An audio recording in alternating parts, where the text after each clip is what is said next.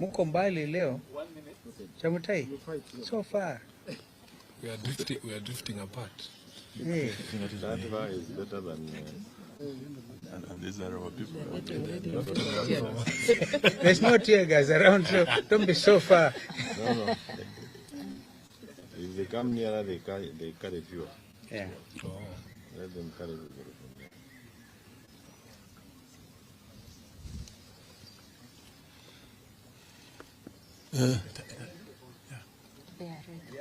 Okay. Well, ladies and gentlemen of the press,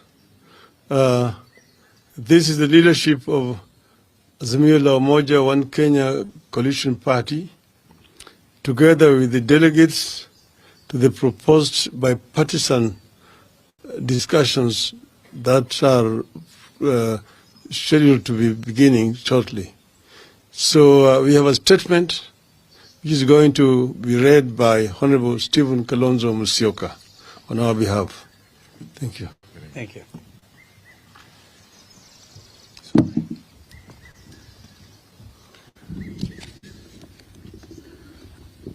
Ladies and gentlemen, this morning, or is it up to late this afternoon,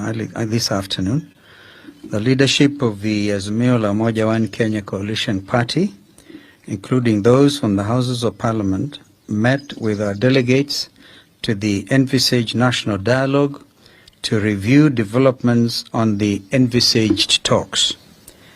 Any reasonable observer of the happenings in the last few weeks will agree with us that Kenya Kwanza has no intention whatsoever of holding any dialogue at all, let alone one that is honest, transparent, and bipartisan. They have exhibited absolute bad faith from the beginning, and we will highlight the same as follows. Number one, when Honorable Ruto invited us for talks, he did not in his speech capture the entire framework for talks as had been agreed upon with the emissaries he sent to us. This includes leaving out key issues on the cost of living and electoral justice, which are of utmost importance to us and the people of Kenya. Number two, the delay in naming his team is another sign of a lack of seriousness that has been made worse by the inclusion of members of the Azimio coalition in his team, when the whole country knows that respect for multi-party democracy is one of the key issues we have put on the table. Number three, to date, Kenya Kwanza has failed to name the leadership of his team as a way of stonewalling. Number four, last evening, we learned of a motion drafted by Kenya Kwanza leadership, allegedly aimed at setting up a joint selection. The motion is in absolute bad faith for the following reasons. A, we have insisted on an extra-parliamentary process in view of the strictures of debate in Parliament. We will therefore not participate in any such parliamentary process. B, the motion is disguised as a product of bipartisanship, when in fact the leadership of Azimio in Parliament were neither aware nor consulted in its drafting. C, the motion proposed to name members of the minority party to the so-called select committee without any reference to the minority leadership, in violation of the standing orders of both houses. And D, the motion purports to set the terms of reference and scope of the discussions without any reference to us. We continue to insist that the dialogue must be about all the four issues, namely the cost of unga, fuel and electricity, forensic audit of the servers, bipartisan reconstitution of the IEBC, and respect for multi-party democracy. Kenya Kwanza cannot dictate to us what we cannot bring to the table. So given the foregoing, We, as the leadership of a coalition, have resolved as follows. Number one, we remain committed to an extra-parliamentary dialogue that is honest, transparent, meaningful, and bipartisan in conception and execution. Our members of parliament in both houses shall not be party to any other process, and particularly not the one proposed in the motion by Kenya Kwanza. Number two, we have instructed the chairperson of our team, Senior Counsel Otiendo Molo, to formally invite the Kenya Kwanza team for a meeting to set the ground rules for the talks. Number three, our issues remain what we said before, and they are reduction in cost of unga, fuel, electricity, and school fees, opening and audit of IEBC servers, bipartisan reform and reconstitution of IEBC, reinstatement of the 4 IEBC commissioners, and end to the buying of MPs, which threatens multi-party democracy.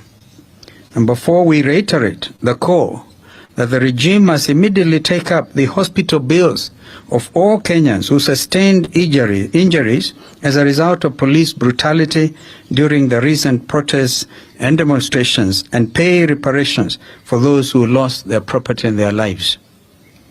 Number 5, that the coalition shall resume its weekly protests at the end of Ramadan, and further communication in this regard will follow. I thank you.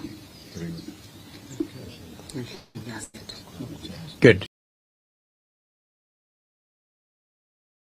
And the opposition, Azimio la Umoja One Kenya coalition, to sit and agree on the terms and conditions of the bipartisan talks to forestall a possible fallout over the terms of reference. Alive to the hardline positions taken by both parties, coupled with Azimio's threat to resume street protests, Otangula urged the leaders to avoid sideshows and settle the matter as soon as possible to facilitate the approval of the 14-member team.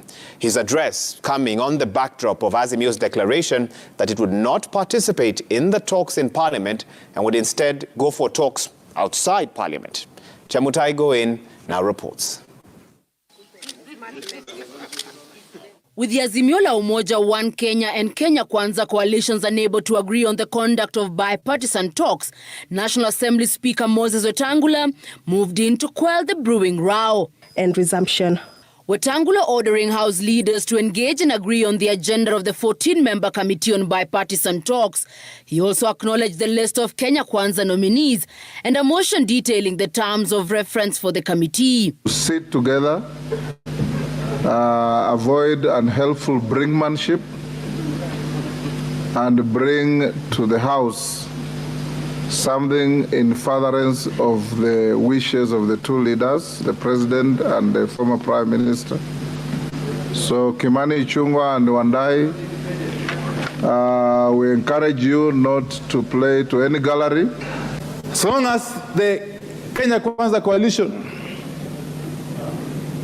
demonstrates utmost good faith, demonstrates political will, and comes forward with open hands and open hearts, we are going to engage. But any slightest indication of lack of good faith or lack of goodwill, we shall go back to the people. We should be able to sit as leaders and be able to come up with solutions, be able to harmonize the motion on the terms of reference and what this committee will be doing. And by the time, Honorable Speaker, the motion for approval of that committee and its terms of reference comes to the House, we should not be in a situation where we are throwing words at each other, either inside or outside Parliament. Earlier in the day, Azimio leaders accused the Kenya Kwanza team of lacking transparency and protested the draft motion by Majority Leader Kimani Ichung'wah, saying they had not been consulted. We have insisted on an extra-parliamentary process in view of the strictures of debate in Parliament. We will therefore not participate in any such parliamentary process. We are ready and willing to engage in these talks, as long as they are as inclusive as possible, and they are not confined to Parliament. The majority leader has invited his minority counterparts together with the co-chairs of the bipartisan ad hoc committee for talks before talks this Thursday that will set the agenda for the committee before a motion forming it is tabled. Any reasonable observer of the happenings in the last few weeks will agree with us that Kenya Kwanza has no intention whatsoever of holding any dialogue at all, let alone one that is honest, transparent, and bipartisan. The 14-member committee awaits approval from the House once the motion outlining its responsibilities is drafted and approved. Azimio has insisted that other than IEBC reforms, the cost of unga, fuel and electricity, and forensic audit of the IEBC servers be part of the agenda. We have indeed been consulting informally with our colleagues in the minority, because we are all intent, and I believe even the leadership in the minority, both in the House and out of the House, are intent on resolving these issues. Ishongwa's draft motion has proposed, among others, that the committee addresses the reconstitution of the IEBC, beginning with the selection panel, that it recommends legal policy and institutional reforms to strengthen and improve the electoral system and processes in the country, that it also gathers views from various stakeholders on enhancing inclusivity in the electoral system, among others. The bipartisan talks are set to face the first test, whether the parties can agree on the terms of engagement amid the hardline positions taken by both the majority and the wonderful Kenyans. Habari ya jioni, habari ya leo. Great to see you. Great to have you here at Montem Bay live show. As usual, I'm your host, Jakes, the moderator. Karibuni sana kwa show moto kali sana. This is your show. This is where Kenyans come in, join in live, and have a discussion. Here it's where Kenyans come in and have a debate. Here it's where Kenyans come in and discuss issues making headlines. Hapo utawakuta wengi wakijaribu kuchangia mada ambayo tunajaribu kuibua, ambayo imetokea nchini kwa kutokana na sehemu za wanasiasa, kutokana na mambo mengi yanayosemwa na viongozi wetu, aidha wa Kenya Kwanza ama wa Azimio. As usual, I'm your host. Thank you for tuning in. Forgive us for yesterday. We were not in. We were trying to balance YouTube, Facebook, and all other pages. Now we are live. Great news. We are live in both YouTube, Facebook, and all our social media handles. So we are back with the bang. As I promised you, we are back. Tuko tayari kufanya ile mambo. Tuko tayari kufanya kazi fiti, kazi safi, kazi yenye wewe mwananchi, wewe Mkenya daima utafurahia. Thank you for tuning in. Thank you for joining us. My name is Jakes, moderator. Karibu sana kwa show. We have a great show lined up for you. Allow me to invite you rasmi. Karibu kwa show. Nisaidie kufanya hivi. Share this link, share this video, both on Facebook, on YouTube. Let your friends know that you're watching. Let your friends have a feel of what it is to be live in Montem Bay show. This is your show. This is a great show lined up for you. We have you and you have us at the comfort of your sitting room, at the comfort of your workplace. Karibuni sana. Tune in. Let me know where you're catching me from. Nisaidie kujua unanitazama ukiwa wapi. We have a great show lined up for you. Allow me know where you're catching me from. This is Montem Bay Live. Montem Bay Live is for you. You mwananchi. You who make sense of everything that comes your way. We have great news. We have great news. Asanteni sana. We have remarks from our leaders. They'll be playing shortly. We also invite you to join in the panel that will be making the conversation tonight. Karibuni sana. Nisaidie kujua uko wapi. Nieleze unanitazama ukiwa wapi. Kama uko Machakos, nieleze. Kama uko Mombasa, nieleze. Wewe uko Pwani nzima, nieleze. Wewe uko Nairobi, nieleze.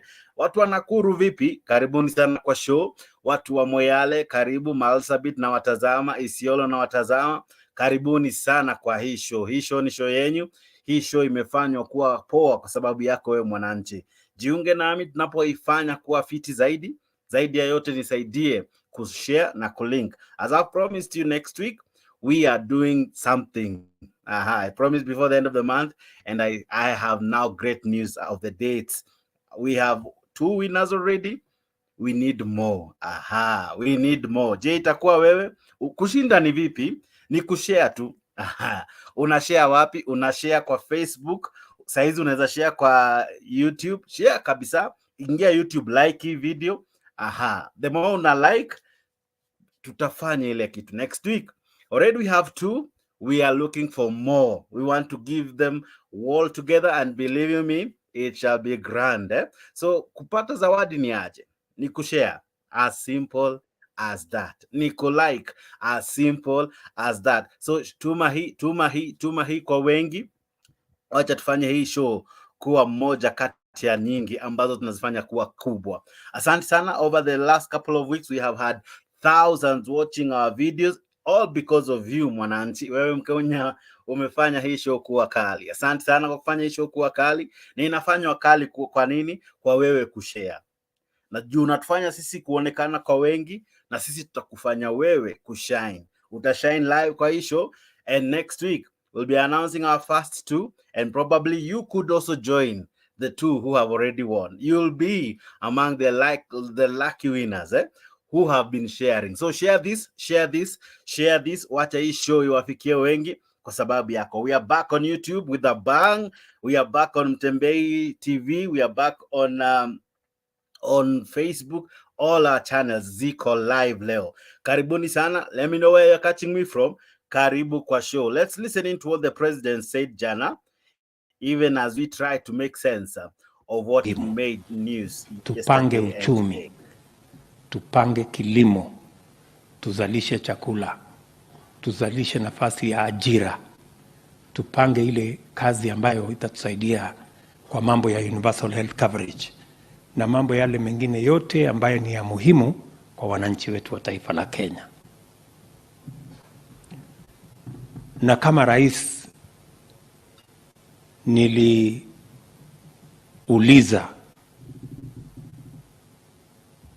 my brother Raila Odinga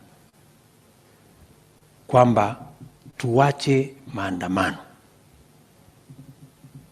tuache fujo, inaharibu mali ya watu, inaharibu biashara ya watu, damu inamwagika, fujo hiyo na matatizo hiyo yote ambayo iko katika hiyo kiwango. Sasa nimeona tena wanalalamika, wanasema mbona Ruto ameita Raila my brother? Angemuita mtu ya kitendawili. Sasa mimi nataka niwaambie hawa jamaa, please, wacha nirudie tena, my brother Raila Odinga, tuwache maandamano. Kama kumuita Raila Odinga my brother ndio itasaidia, awache maandamano, awache fujo, mali ya watu isiharibike, biashara ya watu isiharibike. Mimi nitamuita my brother mara 10, hata nitaongeza my dear brother.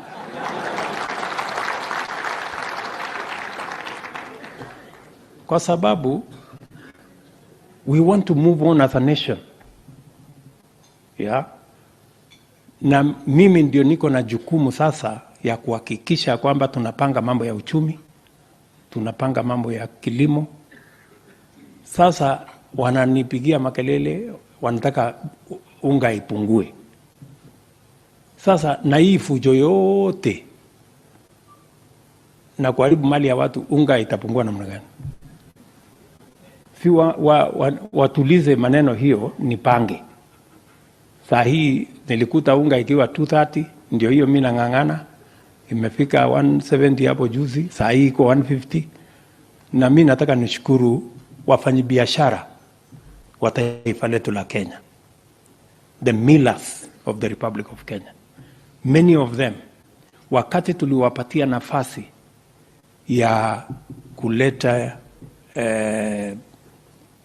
chakula bila ya kulipa ushuru, ile duty free facility, many patriotic millers have worked with us in bringing the cost of food to manageable level.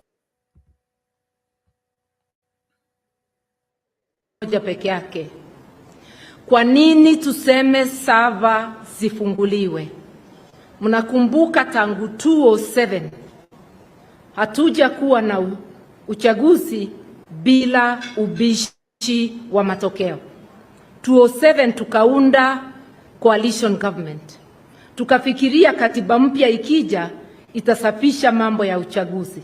Lakini hilo halikufanyika. 2013 ikawa ni shida. 2017 koti ikaona ni shida, lakini koti ikakosa kupeana taratibu za kurudia uchaguzi. Huwezi kuona makosa utume watu kwa uchaguzi kwa yale makosa. 2022 tumedhulumiwa na koti na pia na Chebukati. Tukiendelea hivyo, uchaguzi utakuja kufanya nchi yetu izambaratike kabisa. Kwa hivyo safari hii tumesema mambo yote ifunguliwe, sava na rekodi zote. Tujue hii mkate ni ya nani. Wawache kutuambia tunataka nusu mkate, hatutaki.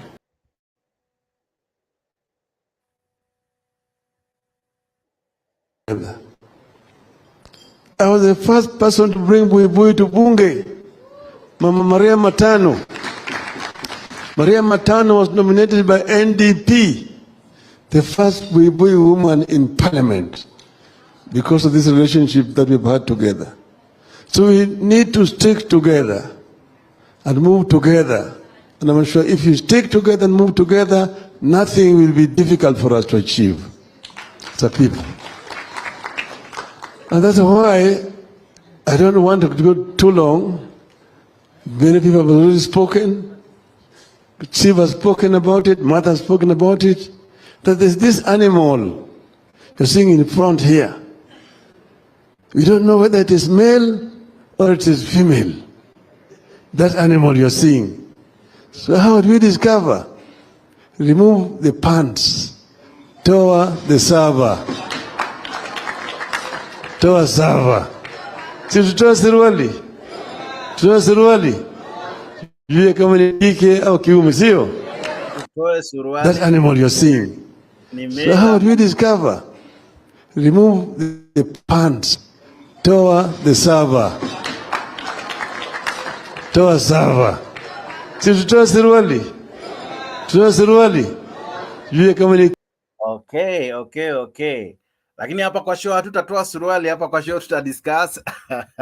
Asante sana kwa kujiunga nami. Wacha nijue unanitazama ukiwa wapi. Tuma ujumbe mfupi. Nieleze unanitazama ukiwa maeneo gani na nitakukaribisha rasmi kwa show. Asante sana wewe ambao umefanya hii show kuwa kali. Thank you so very much. Aliyekuwa wa kwanza kabisa anayepata bahati ya mtende ni Kelvin Mwea. Kelvin Mwea anasema anatazama akiwa Kisumu Kondele. Karibu sana. Be them wa Manchester. Karibu sana. Watu wa Manchester vipi? John Paul Akweri uko ndani. Karibu sana. Unasema Dan. Aha. Chris Evanson na kuona uko ndani. Daniel Ngetich na kuona. David Morema na kuona. Stevo uko ndani. Stevo namuona uko ndani. Karibu sana uko ndani. Gloria Ogomas uko ndani. Aha. Kennedy Kathale na kuona. Eric Makwaro uko ndani. Captain Kip uko ndani. Karibu sana. Becca Homa Bays Homeboy mko ndani. John Gadhare uko ndani. Ernest Amen mko ndani. Francis Okelo na kuona. Mukaya Shem na kuona. Bosire Omogambi uko ndani. Omogambi Senior, habari ya leo, karibu sana kwa show. William Otieno na kuona. Bosire Omogambi Senior, unasema uko wapi? Uko Chuka ama umechoka? Umeandika hapo choka na huko kwenyu. Okay, sawa. Jamhuri Elisha na kuona. Nani mwingine hapa? Juliet Modhoni uko ndani. Eric Rono na kuona. Vivian Odhiambo uko ndani. Unasema unani watch ukiwa Nairobi. Karibu sana kwa show. Charles Ochen uko ndani ya show. Karibu sana. Jacqueline Kinyi na kuona. Joe Abshai uko ndani. Karibu sana. Retip uko ndani. Maximum Sounds vipi? Karibuni sana kwa show. Joseph Washuka uko ndani, unasema uko ndani ya show. Karibu sana Tony McJane, uko ndani. Nani mwingine namuona hapa nani? Asante kwa jumbe zetu zinaingia mbio mbio. Hussein Mugambi na kuona. Bobby Boss uko ndani, karibu kwa show. Nani mwingine? Daniel Ngetich na kuona. Classics mko ndani. Morris Nyawade na kuona from Thiwa, karibu sana Morris Nyawade. Nani mwingine? Jeulio Okinda uko ndani, karibu sana kwa show. Arab Chaps David uko ndani. Obora Kennedy uko ndani. Hey, tuma ujumbe wako. Let me know where you're watching me from. Thank you for sharing this show to many. By share this show to many. Share this show to many. Na tutafanya kitu gani? Toa sawa. Si tutoa suruali. Tutafanya ile kitu. Let me know where you're watching me from.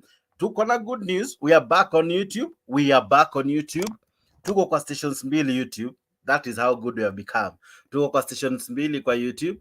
Tuko kwa station moja inajiita Montem Bay TV. I'm sure uko hapo. Na kuna nyingine inaitwa Magical Kenya News. Hiyo pia ni yetu na iko kwa Montem Bay bado. So ukiwa unatazama kwa Magical Kenya, let me know. Ikiwa unatazama Montem Bay TV YouTube, let me know. Na mafans wa Facebook, let me know where you're watching me from. Karibuni sana kwa show. Now, do you want to join me live? This is what you do. Kuna hizo link umetumiwa na Montem Bay Magical Kenya News, umetumiwa na Montem Bay na umetumiwa na Montem Bay Facebook. Now, hizo ndio link unatumia kuingia kwa show. Unafanya aje? Unaiclick. Ukiclick inakutuma StreamYard. Ukiingia unafanya vitu viwili tu. Mwanzo unawasha kamera na unawasha sauti ili uweze kusikika na uweze kuonekana. Ya pili unaandika jina yako. Si lazima iwe jina yako rasmi, lakini ni jina tu, kitambulisho ambayo utakitumia hapa kwa show. Labda unaweza kuwa hauna urahisi wa kutaka kujulikana jina yako rasmi, lakini hapa tunakufanyia ile kitu, tunakukubalia tu uingie na jina yenye ambao aidha ni jina yako ya utani, jina yako ya mtaani, jina ambao unatumia kwa muda. Hiyo ndio jina utatumia kwa show, ama jina yako rasmi, ingia na hiyo jina. Alafu una click enter. Ukiclick enter unajikuta kwa show na mimi ninaku-add live. Asante sana, tunayo mengi yanayojiri. Karibuni kwa show. Baba amesema bado maandamano liwe liwalo, lazima tutaandamana. Naye Raila naye Rais Ruto anamuomba tafadhali kaka. Amemuita kaka. Amesema atamuita kaka hata mara 10 kama itamfanya relax. Amesema hata kama utanikubalia tu nikuite mara 10, lakini bro, usiende mtaani. Bro, usiingie kwa street. Wewe unaona vipi? Nani atatuliza mwingine? Mbona Ruto ameita Raila my brother? Mbona Ruto amemuita Raila my brother? Sijui maoni yako ni yapi? Na yeye kumuita my brother itafanya Raila relax? Itafanya wewe mfuasi kutoitisha sava? Maoni yako ni ajue. Angemuita tendawili. Sasa mimi nataka niwaambie hawa jamaa, please, wacha nirudie tena, my brother Raila Odinga, tuwache maandamano. My brother Raila Odinga, tuwache maandamano. Wewe mwanaazimio, maoni yako ni yapi? Wewe unataka maandamano? Let me know hapo kwa comment. Na zaidi ya yote, join in live kwa show. Link ndio hiyo natuma tena, itaingia mara 3. Itaingia kwa jina moja ambayo iko kwa Facebook, moja iko kwa YouTube ya Montem Bay TV na nyingine kwa Magical Kenya. Ukiclick hiyo link unajikuta umeingia live. Na ukiwa live tuna share, tuna discuss hizi story moja kwa moja. Asante, namuona ndugu yangu Messi amejiunga nami. Karibu sana kaka kwa show. Messi yako live, namuona ako maeneo ya kuendesha gari katika hali yake ya kujiandaa kuingia kwa show. Pia wewe unaweza jiunga nasi, tufanye hii show kuwa ile kitu. Wewe ambao umefanya hii show kuwa kubwa, asante sana. So zaidi ya yote, jiunge nami live ili tuwe discuss. Lakini kidogo acha nikupe burudani ya jinsi ambavyo Rais na Raila pia wali discuss na wakafanya My brother Raila Odinga kwamba tuwache maandamano. tuache fujo, inaharibu mali ya watu, inaharibu biashara ya watu, damu inamwagika, fujo ndio hiyo, na matatizo hiyo yote ambayo iko katika hiyo kiwango. Sasa nimeona tena wanalalamika, wanasema mbona Ruto ameita Raila my brother? Angemuita mtu ya kitendawili. Sasa mimi nataka niwaambie hawa jamaa, please, wacha nirudie tena. Maoni yako ni yapi? Angemuita aje ili iwe tamu? Mbona Ruto ameita Raila my brother? Okay. Mbona Ruto anamuita my brother? Wewe unaona kama ni kumhada na mhada, ama ameogopa, ama ni mbinu ya kufanya wananchi watulie? Maoni yako ni yajue, maoni yako ni yasikie, lakini hivi ndivyo rais anasema. Angemuita mtu ya kitendawili. Sasa mimi nataka niwaambie hawa jamaa, please, wacha nirudie tena. My brother Raila Odinga, tuwache maandamano. Kama kumuita Raila Odinga my brother ndio itasaidia, awache maandamano, awache fujo, mali ya watu isiharibike, biashara ya watu isiharibike. Mimi nitamuita my brother mara 10, hata nitaongeza my dear brother.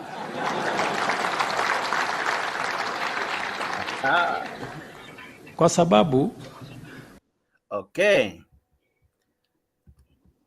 Brother Mise, habari ya leo? Mise, vipi habari ya leo kaka?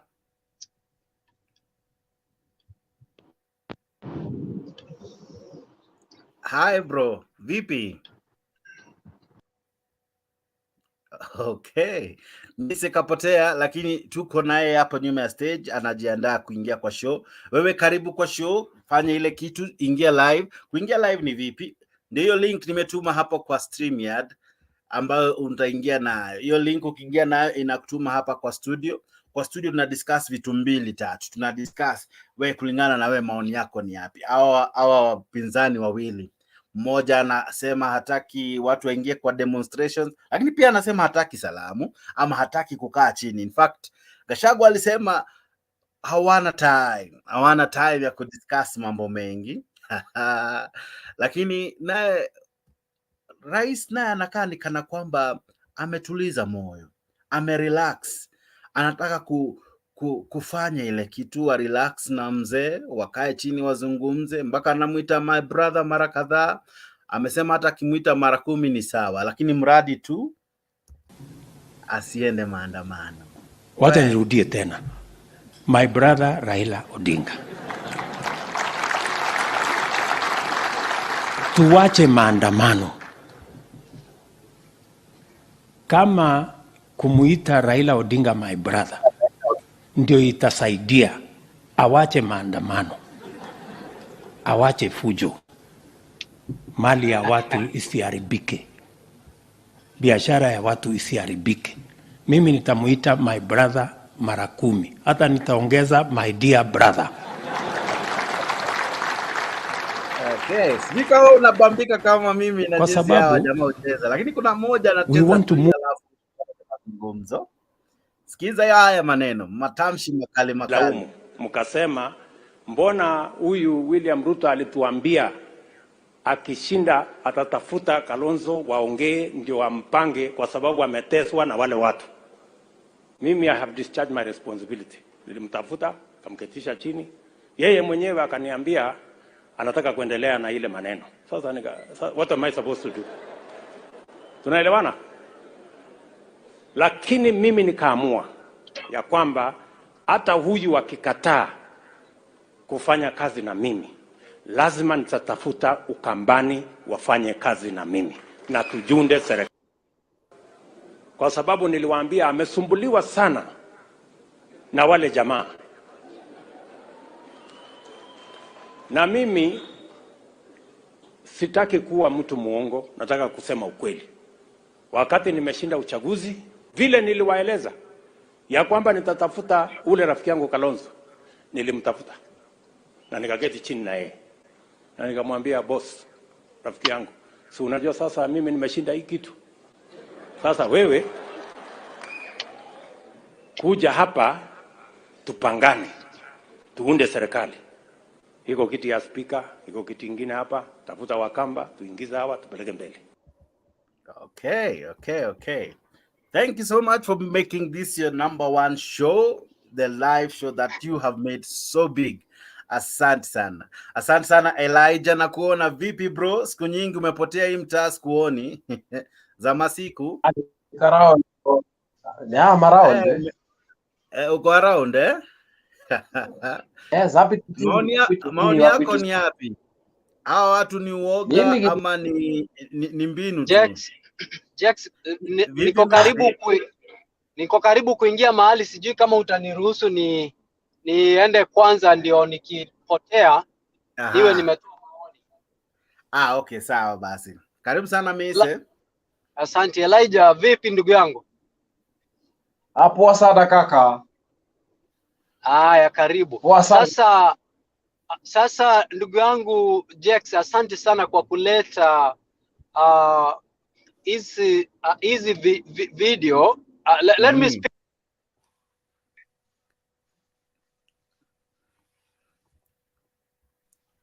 Okay, Mise ni kama amefika akapatwa na ile challenge. Lakini pia wewe unaweza jiunga nasi kwa studio. Unajifanyaje? Unaingia kwa link ya StreamYard, hapo unawasha mic, unawasha kamera na unaandika jina yako, alafu unajikuta uko ndani ya show. Kuna wengine wameingia kwa show lakini hawajawasha mic ama kuwasha speaker, hivyo basi ni vigumu kwa add. Ninamuona Lucas Awich ako ndani, lakini sasa ni vigumu kumwad because hajaweka any of the two on, so inakuwa vigumu sana.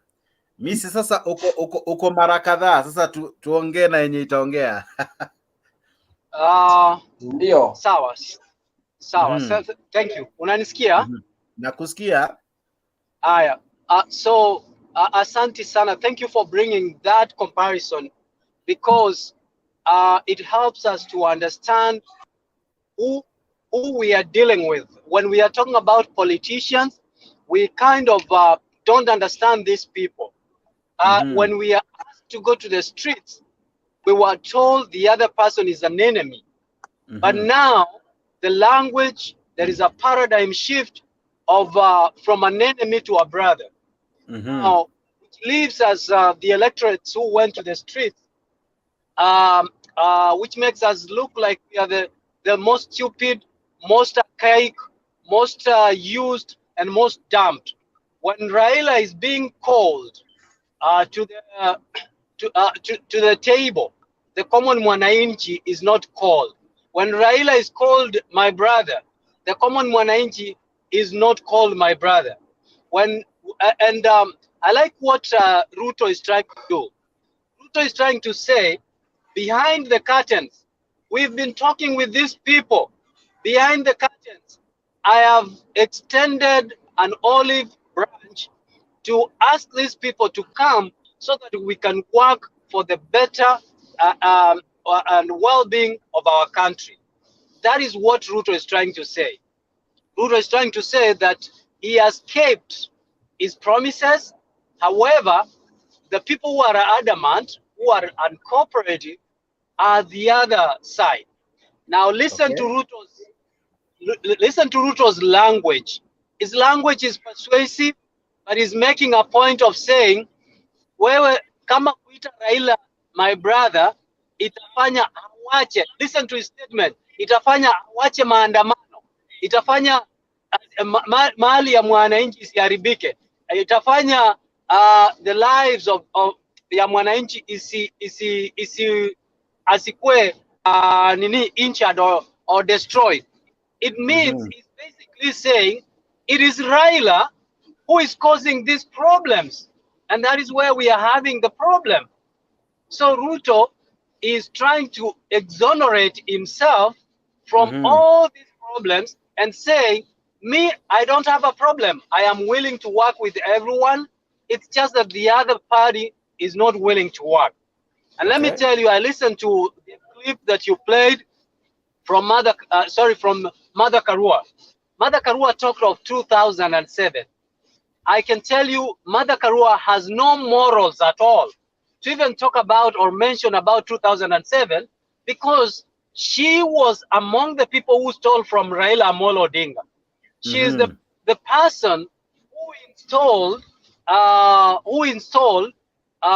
Kibaki at night against they stole the victory of Raila Amolo Odinga, and she was very draconian in the way they installed Kibaki those days when they took away the victory of Raila Amolo Odinga. But guess what? Who was on the other side fighting for Raila Amolo Odinga? It was William Samoei Ruto. So how ironical it is, how stupid is the statement of Mother Karua when she was the Justice and Legal Affairs Minister who had the power to bring motions in Parliament to initiate any amendment of the Constitution to work towards resolving these issues that we are having today that she's calling electoral injustices. She has had the power, she has had the capacity to make sure that these issues, these challenges that we have could have been rectified systemically, but she did not do that. And I want you to look at the motive of Mother Karua. I can excuse Kalonzo Musyoka, I can excuse the other people around Raila Amolo Odinga, but I can never excuse or listen to Mother Karua because she's not genuine and sincere with being with Raila Amolo Odinga. Listen to every press conference. Raila Amolo could be willing to take questions from the press, but Mother Karua would say, no, we are done. Raila, like today, Stephen Kalonzo was willing to take questions from the press. Mother Karua was like, that's it, that's it. You can't come and give a lecture to the press and for the state and not be willing to take questions. Kwani sisi tuko hapa nje tunakuwa lectured and then you go. It is an engagement. You are calling for a dialogue and you are not yourself ready for a dialogue. You know? So that shows a little bit of pretentiousness of our leaders by telling us they want this, but on the other side, they are not emitting what they are asking us. And another thing I wanted to say, that I listened to the speech and the press release of Azimio today. Azimio, they are saying William Ruto is not sincere about the cost of living. William Ruto is saying, I am grateful and I'm thankful for the millers whom we asked to come forward and participate in an exercise that they are tax exempt, and they overwhelmingly came and worked and cooperated. Raila Amolo Odinga is saying is still talking about the cost of living, the cost of hunger. So which the government is saying we have exempted the millers from paying taxes, and for that reason, it is one of the measures that we have put in place towards resolving the cost of living. So it is hypocritical and pretentious for them not to listen or even recognize the milestones that the government is putting in place for us to try and resolve the stalemate that we have. I think that's what I wanted to contribute and say.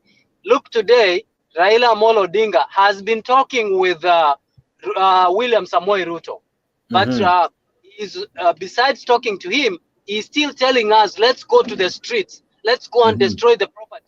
He's not directly telling us, let's go and destroy the property, but there are people who are waiting to take advantage of destroying the other people's property.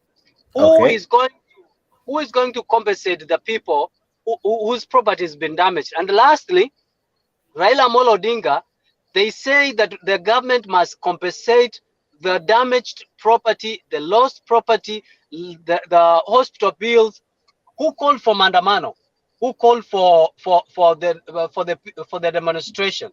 It is Raila Amolo Odinga. He who called the demonstration must be able and willing and ready to call for the willingness of other Kenyans to contribute towards paying those bills of the people who are injured and the property that was destroyed and lost. Okay, thank you so much, Messi. Powerful submissions. I know soon people will be ready to rebuttal and maybe ask you a question.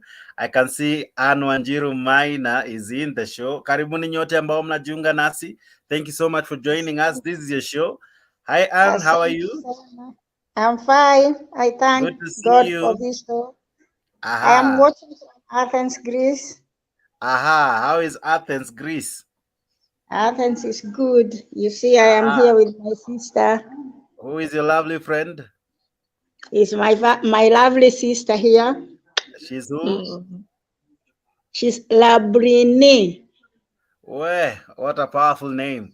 Thank you for having us in your comfort of your house and also enjoying our show. Welcome so much. You are welcome. You are welcome. Okay. I don't know if you have been following the politics of our country. Oh, sure. With the Montem Bay, I'm in.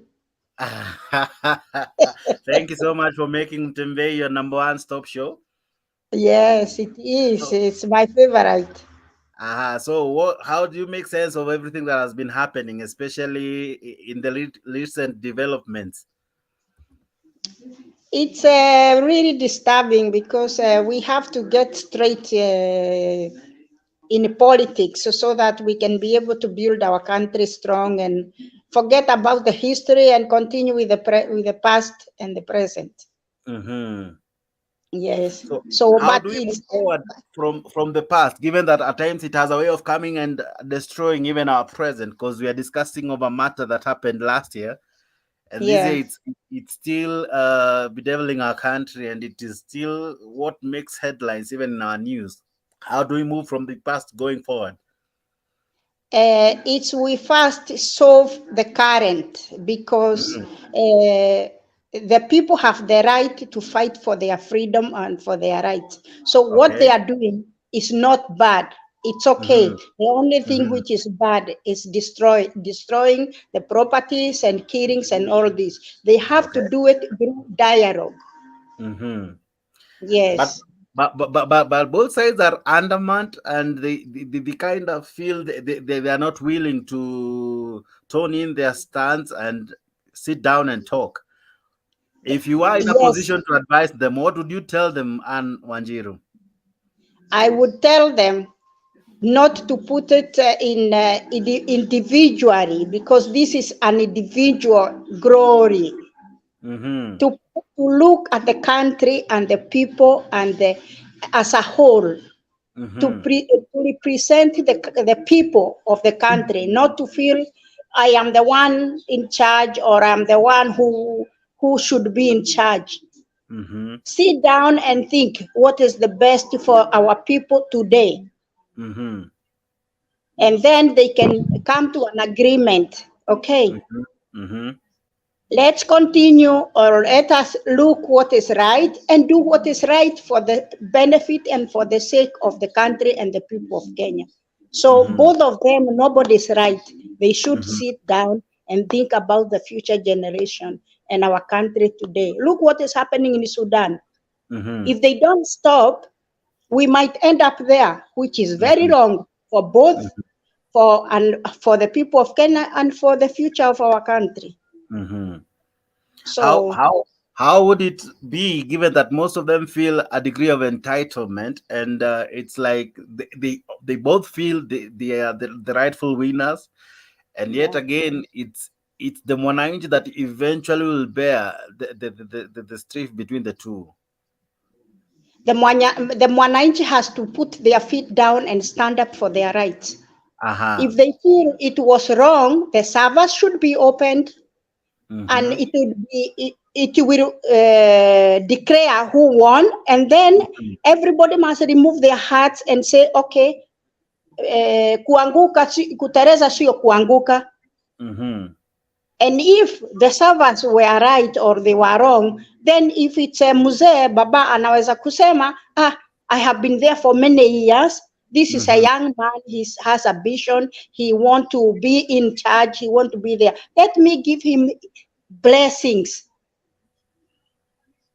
unity, so that he can uplift. He can uplift a young, fresh blood to continue. Because if this doesn't happen, even the blessings, even continuation will not be there. Okay. So this needs a lot of wisdom, discussion, consultation from wise people and from God first, because He gives wisdom.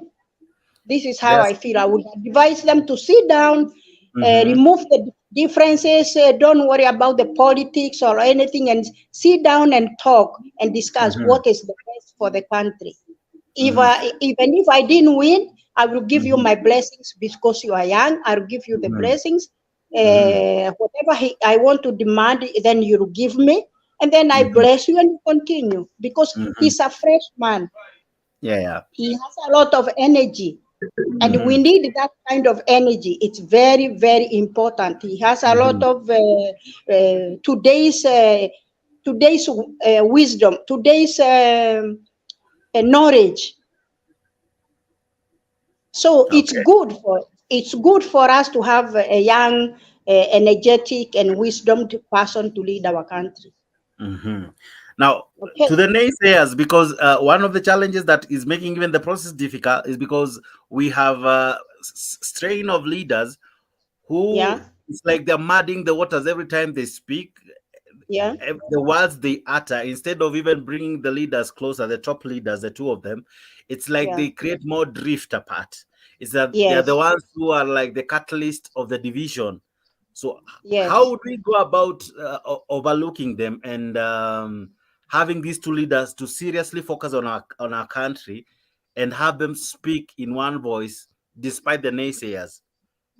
We should have a private and confidential delegations which delegates from both sides. Ignore the individuals, ignore those who are inciting. Sit down with wisdom and discuss in closed doors and come up with one solution for the benefit of our people. Because when you go and follow the commotion outside there, listen to them and rule according to the people, you'll never succeed. Never. You see, I give you example. I'm not giving you example with somebody who is doing good today. Somebody like Putin, he has been in the power for many, many years in that country because he uses wisdom. He discusses his matters private and confidentially with his top guys. If they will do that, then come out with the right solution, they will be able to work hard, both of them, and bring this country out of where we are now. Even financially, there's a lot of finances out there, and Kenya is suffering. Like I'm here in Diaspora. There's a lot of Kenyans here. Young people, old people like me who came here a long time, and they want to channel their money back home, but they are handicapped because of documentation. So when will they document these children and this generation and the diaspora people to channel back the money back home and to uplift our economy? They don't have time for that if they keep on fighting. So we need fresh blood and people who can sit down like you and me and give views and then select what is the best. We choose what is the best and apply for the sake of our country. Now, in the event you were to probably try to borrow a leaf from where you are, how would Kenya move forward from here? If you compare your country where you are and where we are at the moment, what would you borrow from there and apply it in Kenya? And probably that might seemingly help in the situation we are currently in. What would you borrow from there and try to copy paste in our country? And probably that might be the the solution that we truly yearn for? Yeah. What I would borrow from here is when, like now we are campaigning. Now it's time for campaign. Okay. And they have older generation, young generation, and very young generation who are fighting for, to be the prime minister or the president. And what I would borrow from here to take it there, they sit down, even if they have differences. Like we have one a young gentleman who is energetic and very wisdomed. He's from Hitra organization. Like he's a communist, but a Hitra, the fascist. The people who just don't want foreigners, they don't want anybody apart from themselves. He's in prison. They have allowed him to come out and talk to his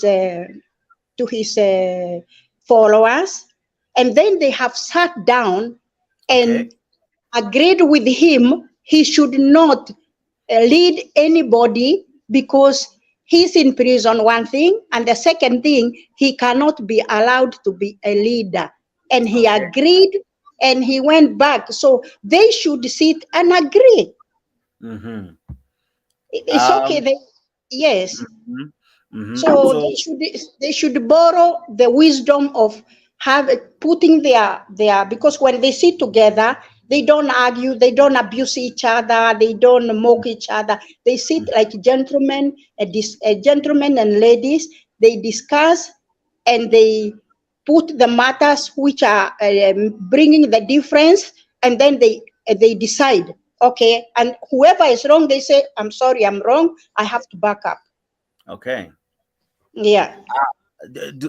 If you would compare your laws and our laws, what is it in your laws that would you say has helped your country to be stable? And probably our nation needs to look at it. And probably, if I don't know if you'd agree or you wouldn't, would we need to look at our laws? Probably therein lies our challenges. Yeah. Our laws, probably the electoral laws, how we govern, how we rule. Yeah. Could that also be some of the challenge that we may need to look at as a country in comparison to where you are? Yeah. The laws which have difference is we have a lot of corruption, which they don't have. Okay. So when they sit down and they go like the way we have the judges have to decide, and then they just do what they want because somebody went behind and give something like an envelope, then they decide according to what they get. Here they don't have that.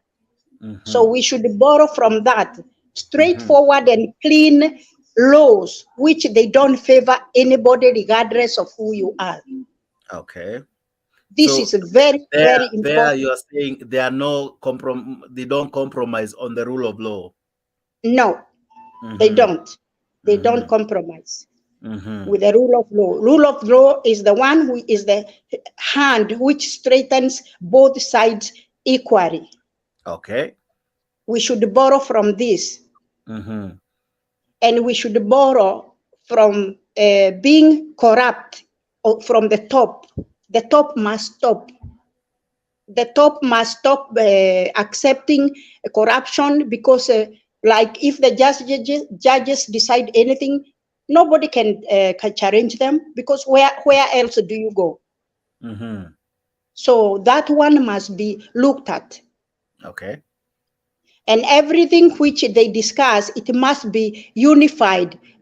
All the organization, all the chama, all the unions, including the parliament. Everyone must be unified for the best and for the benefit of the country, which they have here. Okay.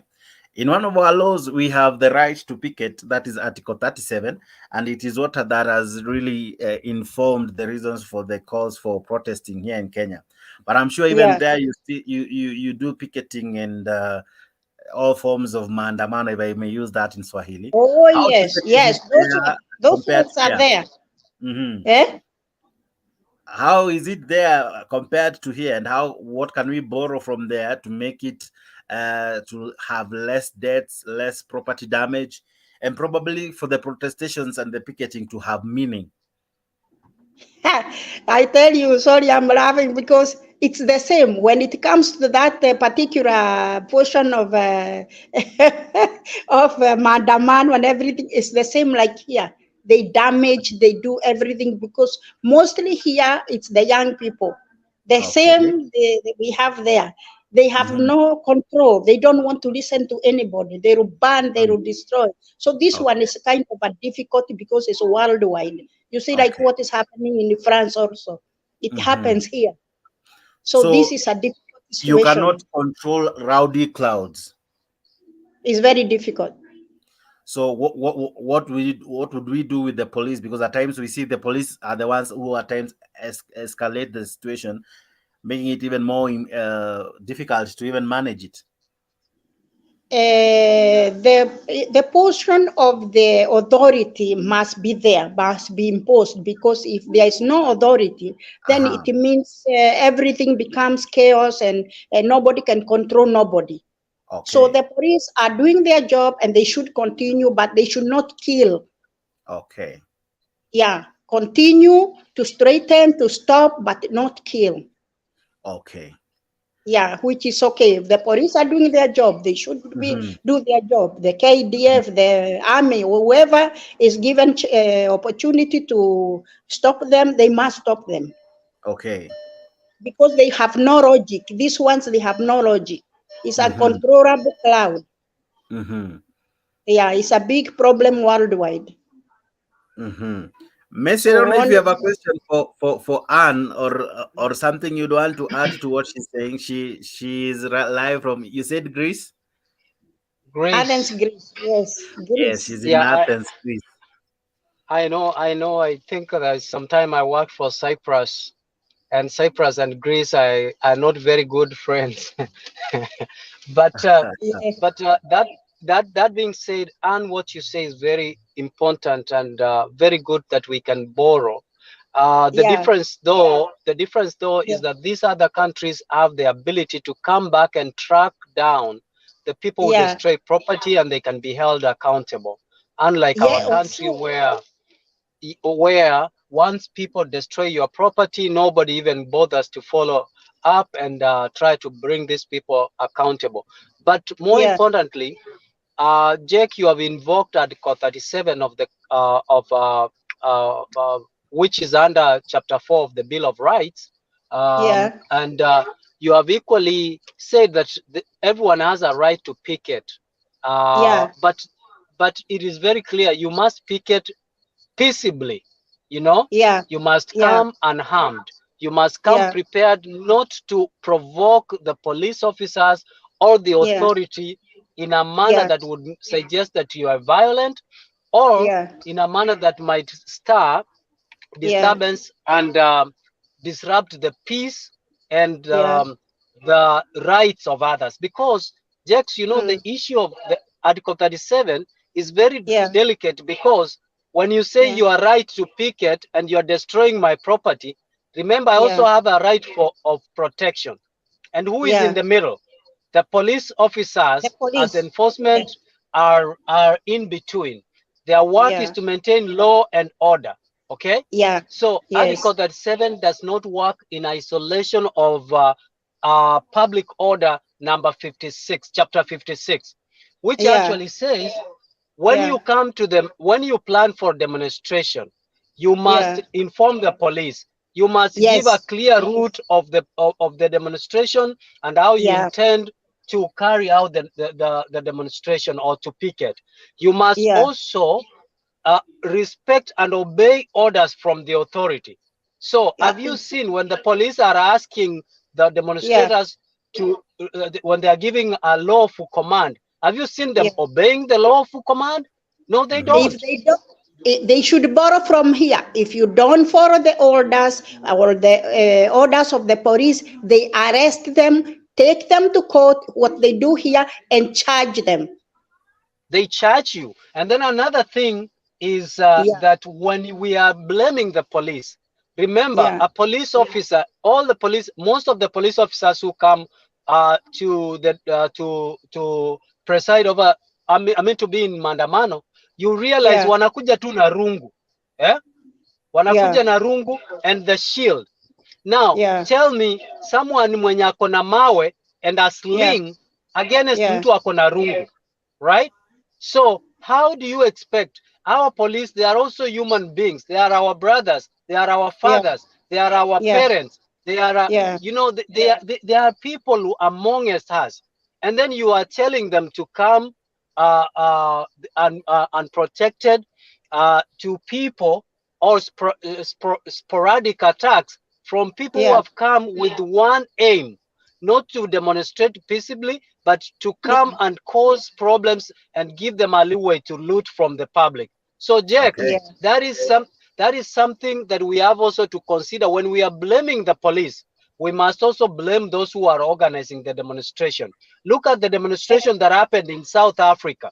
You know, see a big contrast. There was no destruction of property because the people who organized the demonstration were very organized, and they had one message. Because I want to leave, I want to say this, that if you listen to William Ruto swore to uphold and to protect the Constitution of the Republic of Kenya. What William Ruto has said, that I am willing to listen, but I'm not going to break or to go against the Constitution of Kenya. What I'm going to say, as much as Raila Amolo Odinga, you want us to talk with your team, I want you to understand that I am the president who is elected and given a charge with the mandate of unifying Kenya, and the spokesperson of the Republic of Kenya, and it is my government.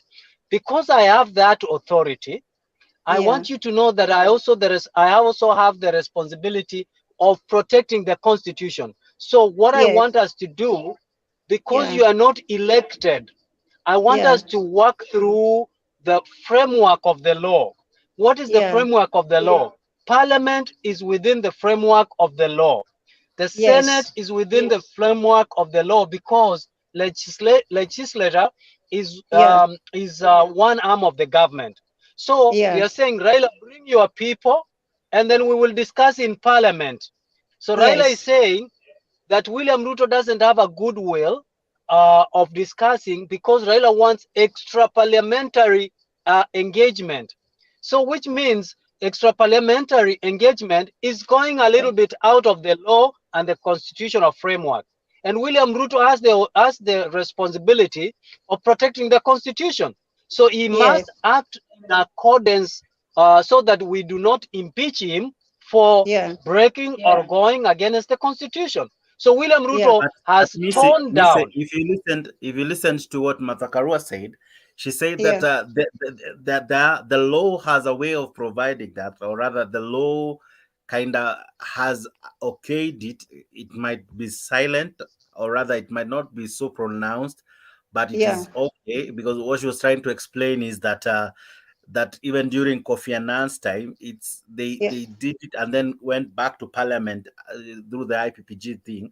So it's like an ad hoc committee to be formulated, just like they have done. Now this ad hoc committee can now work outside Parliament precincts, and then other people can come in. You see, they were saying they can bring in the lawyer Paul Mwangi, they can bring Jeremiah Kioni and Makau Mtua to facilitate the conversations, but eventually they'll still go back to Parliament to make it legal. So don't you think that as well can help to broaden the engagement of the conversation? That is a very bad precedence. Just because Martha Karua wants to be in government, we cannot.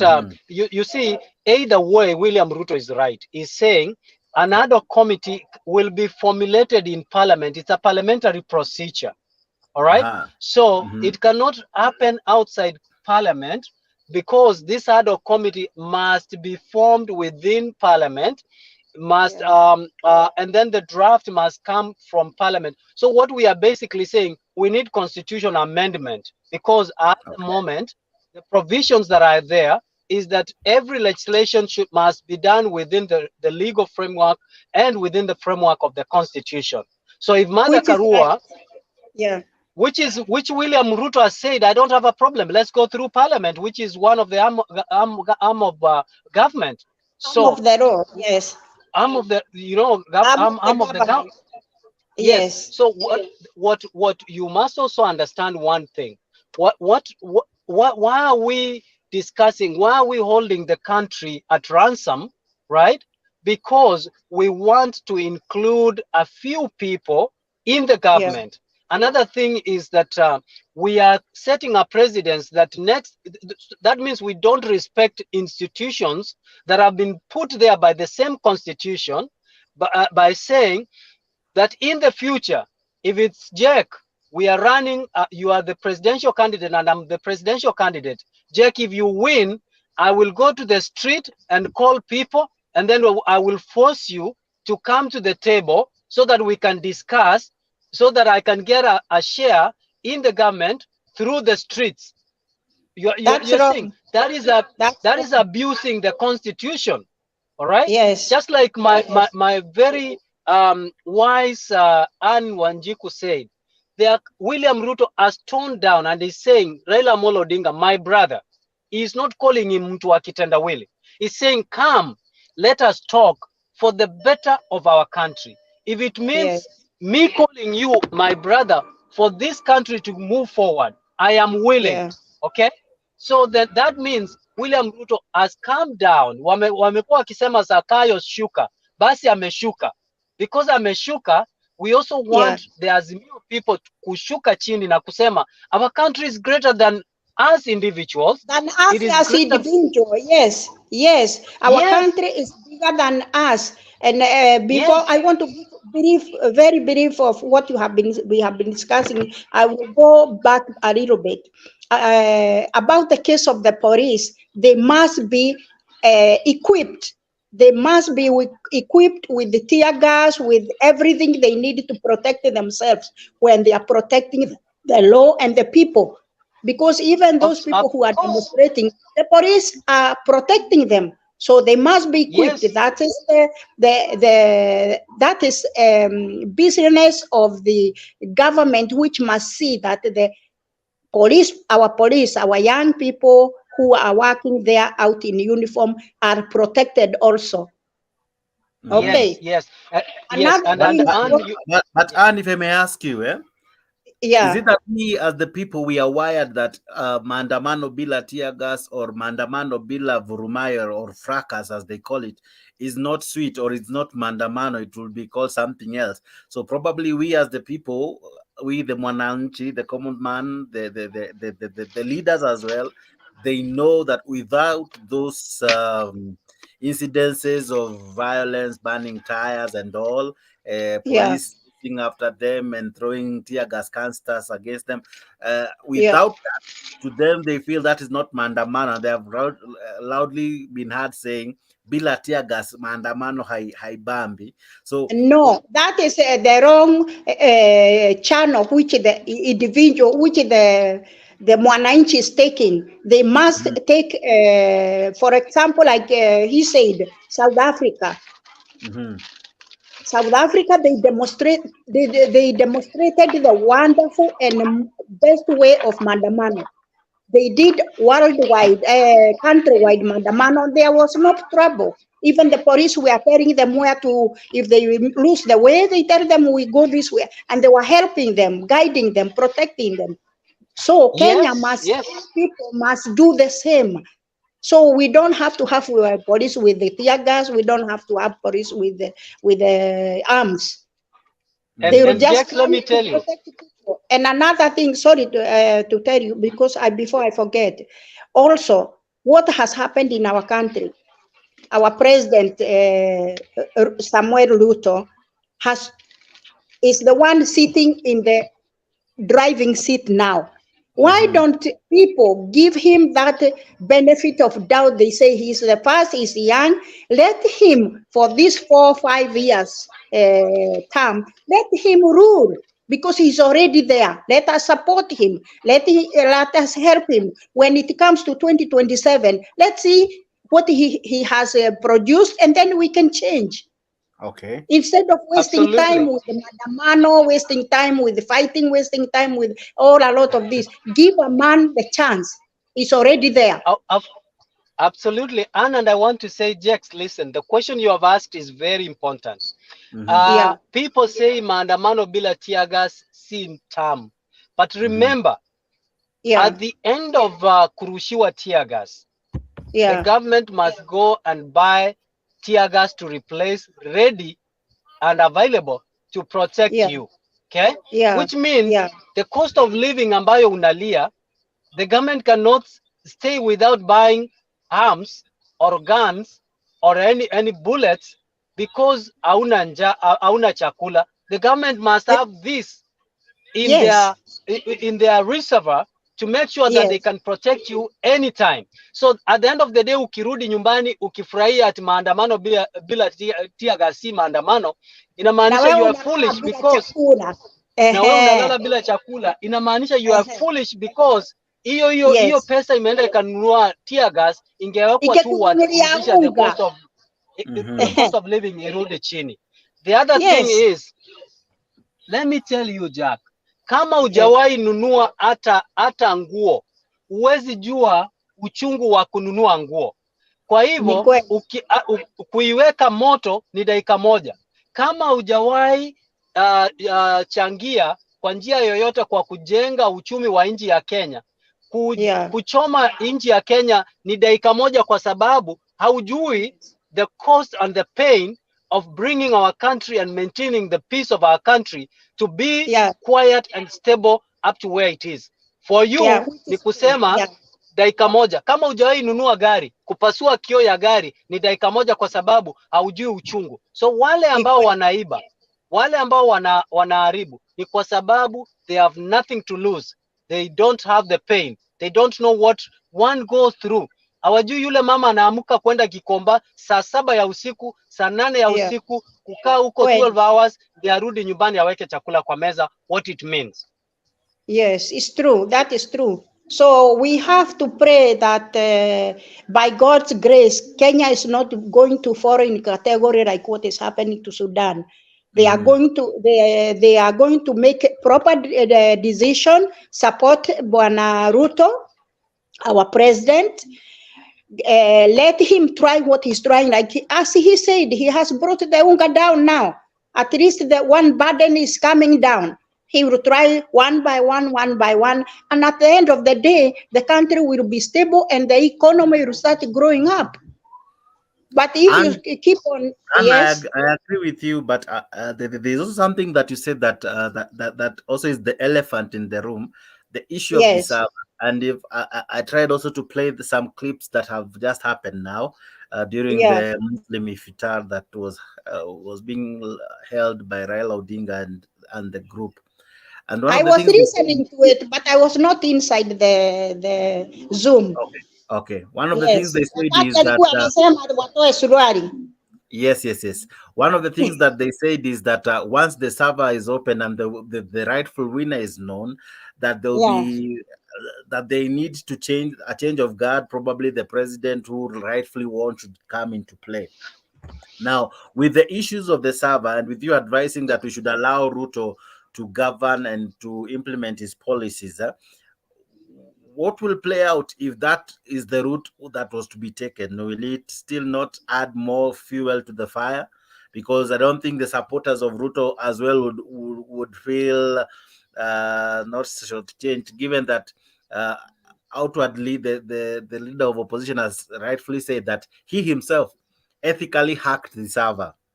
So if something happens that, for example, when it's open and this is there was some degree of manipulation, both sides, none of them will believe the other. Each will say, you tampered with it, you tampered with it. Opening the servers, will it not awaken old wounds?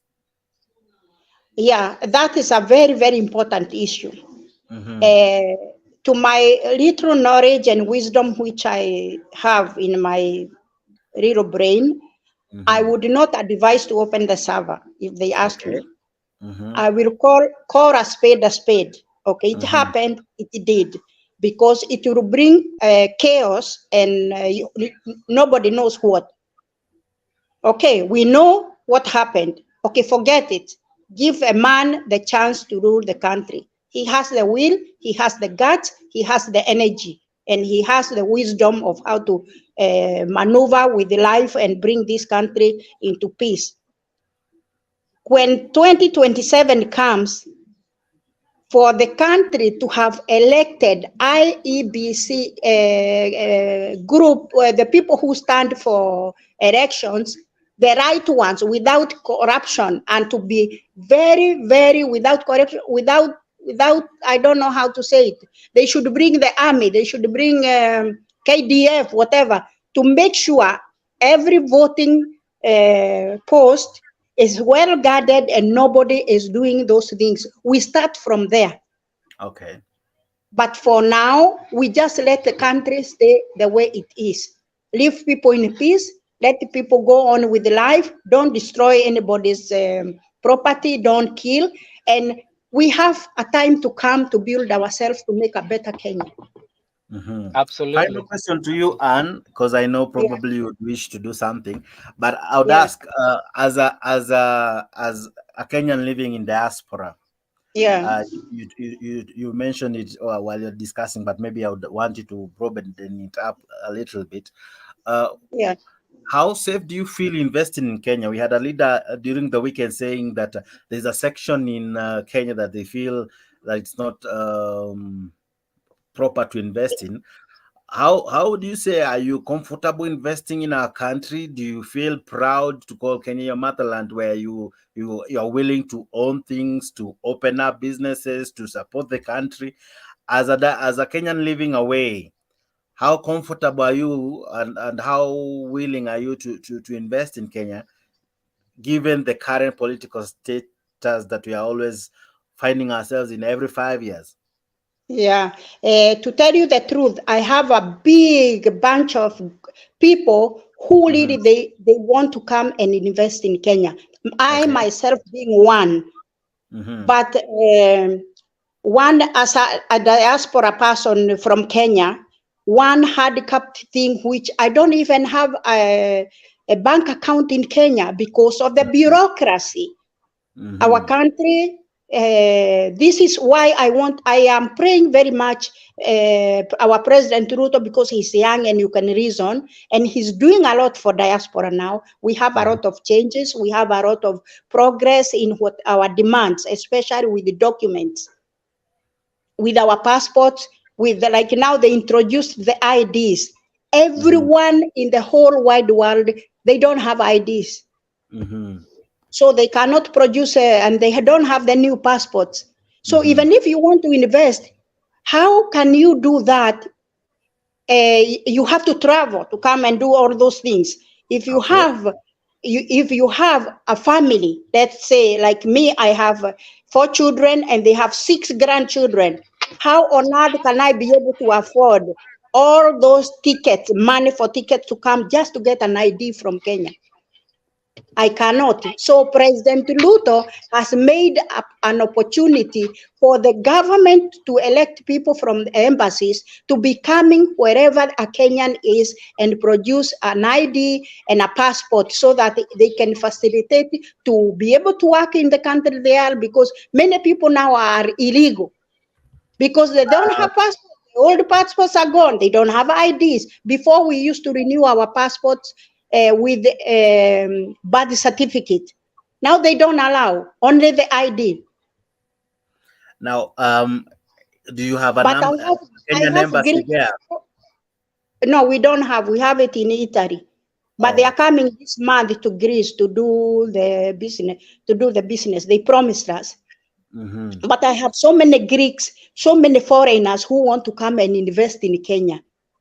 So many, they really want to come and invest, even to the current situation.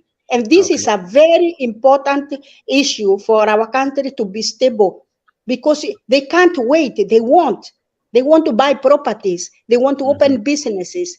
They want to bring like coffee. Like I have so many orders from Kenya Coffee to bring to a chain of big hotels. How can I bring if I am not documented? Okay, I hear you. You see, so this is something which our president is doing, and I'm very proud of him, because we have talked. He has had our talks worldwide, not only here in Greece, and he's doing it. He has already done it in America, in Canada, in Britain. He's going slowly, according to how the economy of the country is. He's handicapped because of the economy, and I'm telling them, if they can be able to document to give documents to all Kenyans in abroad, those who are born here, who came here without those who are born here and those who came from the country, because they want all the money they make. They want Kenyans are proud. They are proud of their land. I am very proud to be a Kenyan. Wherever I go, they must know I'm a Kenyan. And I want whatever I make, I want to bring it back to my country. We have adapted this we have seen this from Philippines. The Filipinos, they make money and they take it back to their country. There's no way we have to make money here and leave it here, and our country is suffering. We have brothers, sisters. We want to see our country like their country. Okay. That's why we would love our country to ask Mr. Baba, Mr. Udiga, Raila, to let Ruto take charge of the country now, because he's doing great for the diaspora people, and there will be a lot of income back home. Like now, we would like to have banks come also do like like they did Huduma number. The Huduma number, they came here, took our fingerprints, and but that one flopped. If they can do that for us with what they are going to do with the IDs and e-passports, and then they can have branches of banks which can come and we can open the same. We can open bank accounts home. So whenever I make money, I forward it back home. I don't have to keep it in the banks here. This is very, very important. Okay. And Mheshimiwa Ruto, our president, is listening to this, and he's acting. He's really something which we have never had before. Okay. So Mr. Odinga must listen to this and know the gentleman is doing his job, regardless of what happened in the servers. And again, Anne, this issue of the servers, I listened to what Mother Karua said, that there has been contest or electoral disputes since 2007. Okay. So if that is the case, then let us go back, back to 2007. Let us know how people stole from Raila Amolo Odinga, right? Let us come to how these electoral injustices have been happening. And then we start fixing it from 2007, okay? Before we take the victory of William Samoei Ruto in 2022, so that we can see in 2007, did Raila also participate in stealing the elections? That it was just unfortunate that he didn't win, or he was not a greater thief. In 2013, did he also participate in the same exercise of stealing or electoral malpractice that unfortunately was outsmarted? 2017, was he involved? Like you have said, Jex, that he says that there is an ethical hacking. Is that legal?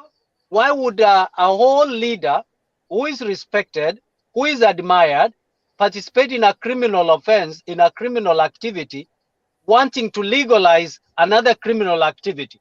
So before we legalize that, because they have already admitted, first of all, they need to be in jail, and then we can start focusing all this how to streamline these electoral injustices. And let me No, tell you. wrong idea. Sorry, my brother. Let me, I will call you let also you my speak. brother. No, no, no, no. Yeah, Wrong. I understand. We I must understand. not go back. Wrong idea. We must not go back to history. We must start from today.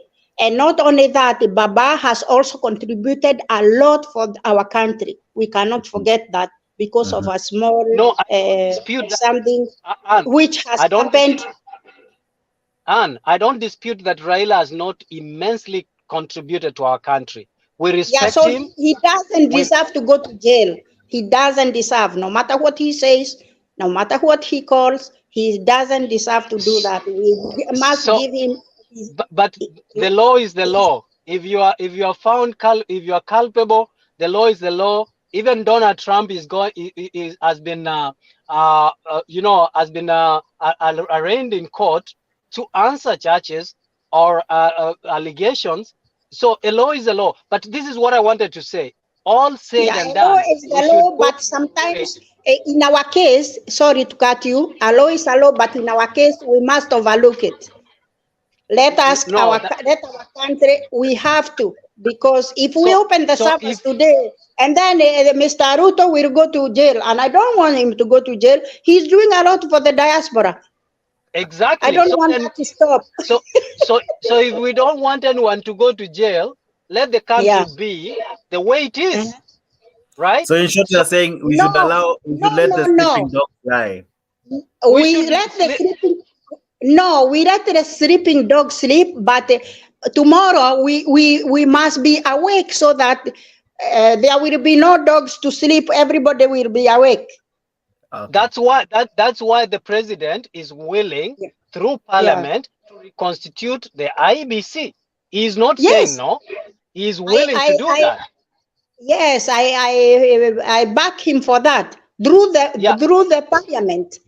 And Yes, again, through there's the something parliament, not from outside, through the parliament. Exactly. And there is something that you have said very important, and you have emphasized throughout your engagement here. You have said William Ruto is a young and vibrant young man. And you have said that we need to give him a chance so that he can take our country to a different level. We have 5 years. If he doesn't do it, we can still take him out through the ballot. But here is something I want to say. William Ruto has promised to digitalize all government services. Through you and me can see that the high commissions or the embassies abroad are now working. Unlike the past, they never worked and nobody even knew what they were doing. Now we can see. I'm telling you.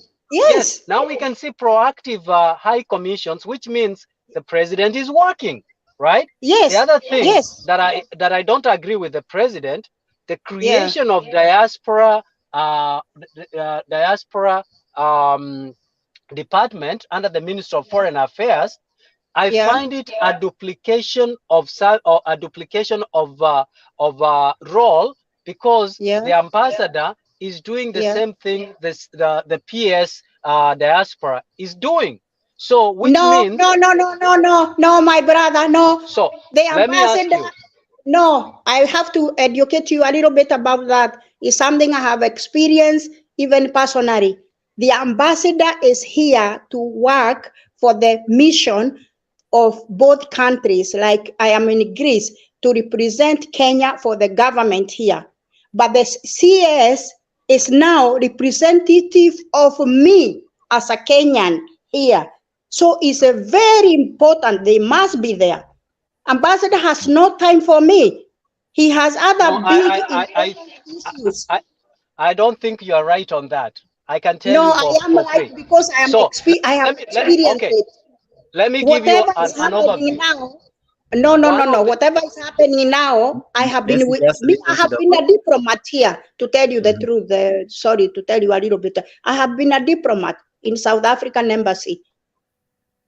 And I know what the role of an ambassador is. He has no role to come and attend to me. If I have a problem, he will. If I have a problem, he will give authority. But the CS now, I can discuss with. I'm discussing with them my problems, the problems of the people in the diaspora, according to my knowledge, and they are acting on it. That is, they have time now. Ruto has done the best thing which no president has ever done there before. That's why we have been suffering and quietly, and our children living in diaspora without a country. They don't have papers here and they don't have papers home. So they are people who belong to nowhere. But now, many of them, they have a country and they are proud of it because of what President Ruto has done, electing those people to be representative. Yes. So since you have been a diplomat, what is the work of the High Commission in foreign and its staff, the entire staff? To present our country to the host country. That is the work of the mission. Okay, so the work. What about the work of when you talk about? Do you also realize that there is immigration officers within the High Commission? There is immigration officer, my brother, but when so they what know is the work, what is the work of the immigration officer if then they are not supposed to represent the interests of Kenyans abroad? They don't. They ignore you. They don't. I mean, those are two different things. The fact that they ignore you doesn't mean that they don't have the responsibility to listen to you. But when they don't have responsibility, what's their use? To me. Right now, before Ruto came, I have been fighting to get this ID thing. They were telling me, go back to Kenya. You have to fly back to Kenya. They know the situation there was COVID. They know the situation in Europe. There's no jobs now. The money is scarce. Everywhere, everybody's suffering. And they will tell me, you have to fly back home, a person who has children and grandchildren, to go and make ID. Where the hell will I get the money for 10 or 15 people? Jex, but now Ruto has come, he said, you are not going anywhere. Those people I have elected, they will come where you are, as long as you pay the fees and the dues which they are supposed to ask. We Jex, are very happy and grateful. No, there's something I want to say there. Jex, can you also Google the role of, not the role of the ambassador, the role of the High Commission? Okay. My dear, because the ambassador. Listen, I've worked in the same environment that you are saying, and I also understand what I'm saying. Can you also Google the role of the High Commission? All right, the role of the High Commission in Kenyan High Commission in abroad, so that we can have a clear understanding. High Commission in abroad, it was only Britain. We had only 2 High Commissions, Britain and Australia. The whole world had to travel to go to the High Commission. High Commission in Canada. There is High Commission in Canada. There is Kenyan High Commission in Canada. Before there was no. Kenya and Canada since the independence, Kenya and Canada has been working hand in hand. And the High Commission. I'm in Canada. I've worked very closely with the High Commission of Canada, of Kenya to Canada. I may be so wrong, when I'm speaking about that. Yeah, so I'm speaking from. But how many High Commissions do we have in diaspora? Do you know? I don't have it. I think High Commissioners are based, if you read what I've posted there, are based in countries that form the Commonwealth. Either they were colonies of Britain and all. Was Greece three High Commissions for Kenya we have. Okay, you enlightened me with Canada. I must have known, I might have known and forgotten. I have worked for the Canadian Embassy, but I forgot that we had a High Commission. It has been here forever because I am in Canada and it has been here and I've been engaging. And one of the roles, I can tell you, I've worked very closely with Kenyans with the matters of immigration. One of the things that you have to know, we have immigration officers whose work, when a Kenyan is deported, or when a Kenyan is facing deportation, or when deportation is everywhere. That one, don't go there. No, that's not what I'm saying. That's the not what most I'm saying, Anne. important, no, the most That's not what I'm important saying. is not the deportation. The most important is documentation of diasporian person. I think you went ahead of what I was saying. I think you went ahead of what I'm saying. I was saying, for example, I was giving an example. When a Kenyan is facing, for example, deportation and their passports have expired, okay? Remember, they cannot be returned to the host countries if their passport is expired. So the work of the High Commission is to make an emergency travel document, number one, or preside over renewing of the document to facilitate the travel. So then, which means if there is a Kenyan who is in distress, it is the work of High Commission to make sure that they have addressed, but they have not been doing it. Now they are doing it. That is why we are praising Ruto. But that doesn't mean that it is not their role. Okay. Yes, that one I agree. That one I agree. The place where we could not understand each other is they were not doing it. They were not doing it.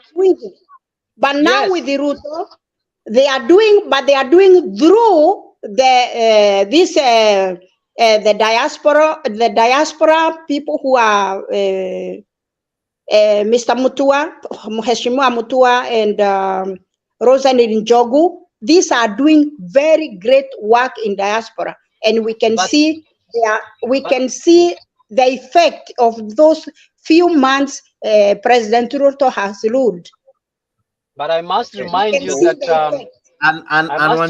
probably, if I may ask you directly, what are, if you could just even name one, what are some of the effects you felt ever since there was a shift in the regime? The change is like this month, I'm waiting to come and receive my ID, and I'm giving example with me. That means everybody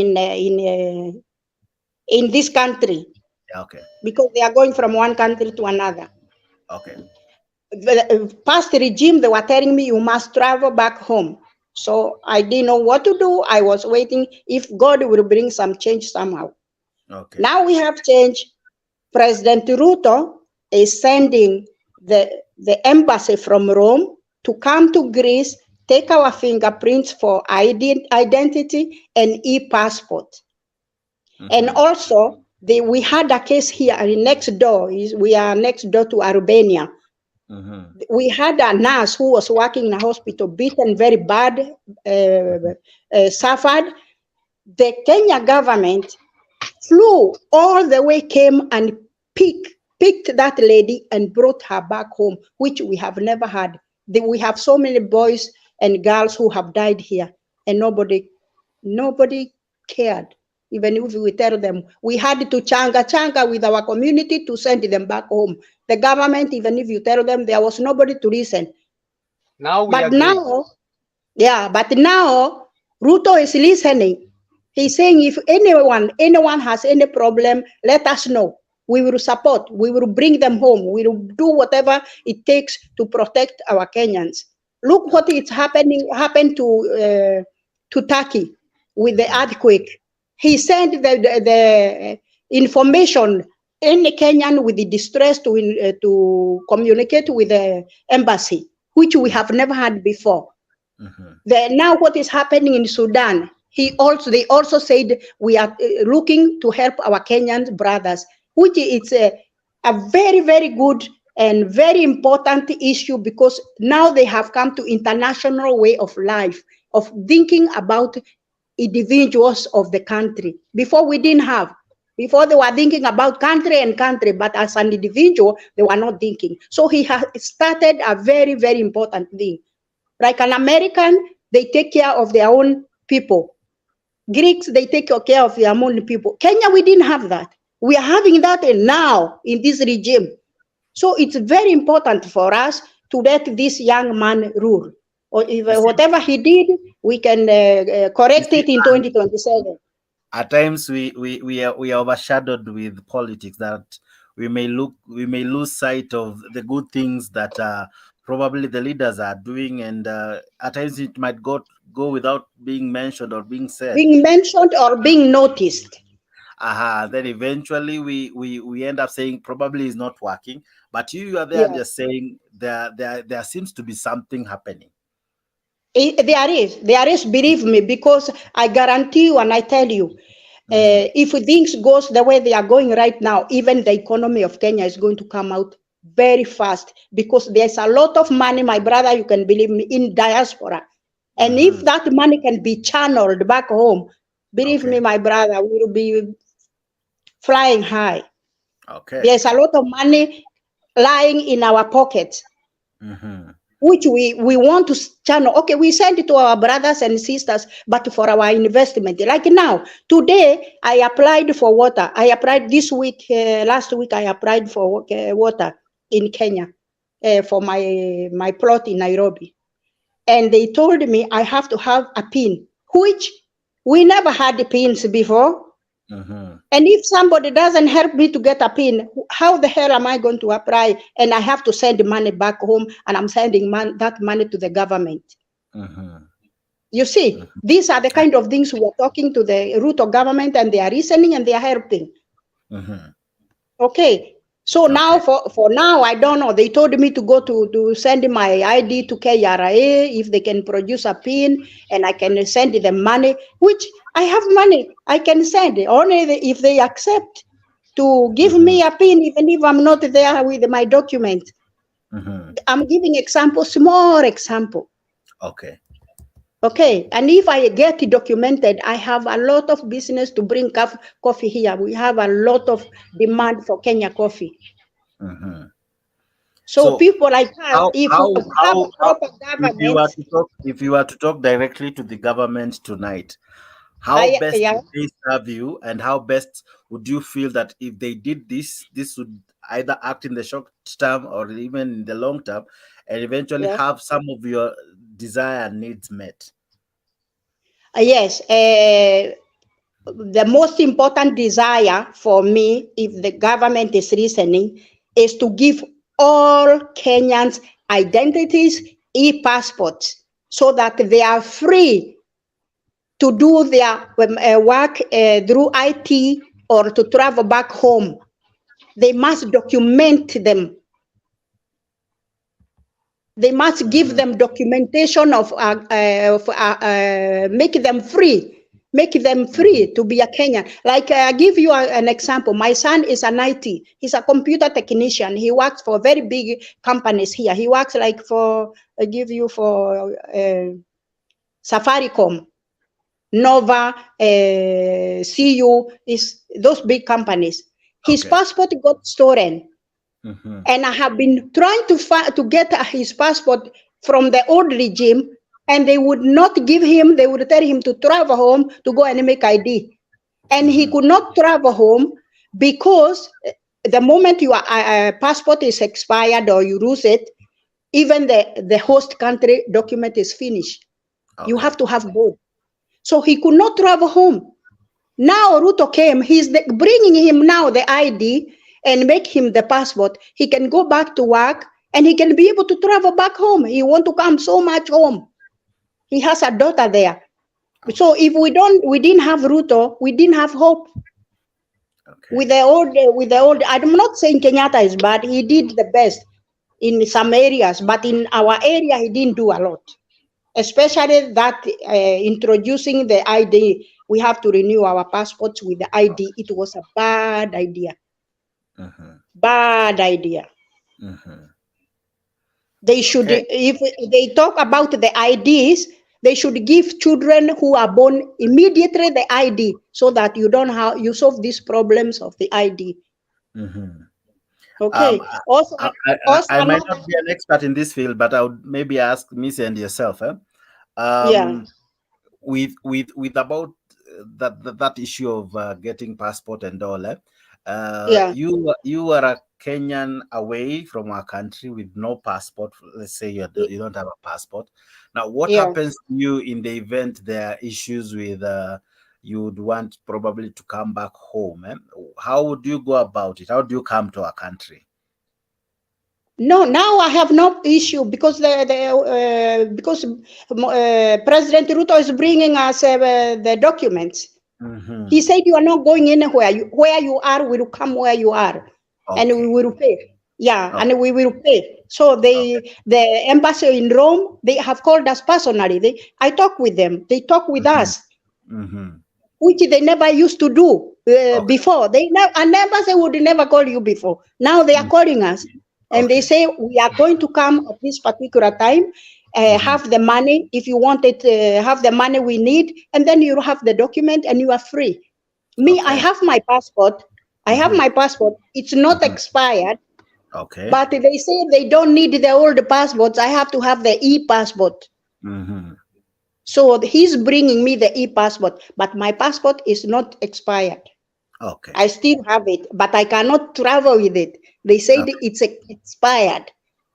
You see, they should not have done that. They should not have said it, all passports are expired until you receive your e-passport. That was a mistake. If the government is listening, it should abolish that. Say anybody who is having a passport valid, they still continue to use it until we bring you the e-passport. Okay. Thank you so much. I think on that issue, I'd like to add to what Anna said. It also depends which country. To answer to your question, if you would like to travel and you are in a country where your passport has expired, it is the responsibility of the High Commission to prepare for you what is called emergency travel document. In other countries, wait, sorry, my brother, I'm not a dictator, but I'll cut you. We are not talking about traveling. We are talking about. No, I'm responding to his question. Listen, no, we are wasting time there. Let's not waste time there. We are talking about if you don't have a passport, your document here is expired. Even the workplace, you are fired. How do you survive? Which do you understand what I'm talking about? Which is not the case in all countries. So, and that's why I was saying. In the case of those countries, which I'm saying because I'm here and that's what is happening. No, I have to tell you because this is very important. In the case of this country, if Kenya, you don't have a Kenyan passport, your Greek document permit is expired, your job place, you cannot work without any document, so you are fired. How do you survive? So I understand what you're saying, but I'm saying you're talking about the Greeks policies and diplomatic relationship with Kenya is not the same as like that of the US. So, and this is purely an immigration issue that you are addressing. For example, the Kenyan High Commission have what is called an emergency travel document. I don't want to listen to that. Sorry, my brother. No, I don't have time for that. We are not talking about traveling. We are not talking about traveling. We are talking about survival. Today, I'm at work. Okay. If I don't have a passport, you're right. And if I don't have, he's going to commission. Forget about commissions. They will not feed your children. They will not feed you. Forget about the commissions. Talk about what is necessary now. Now, if I don't have a passport now, I cannot work. I understand you, Anne. I do understand. He's not understanding.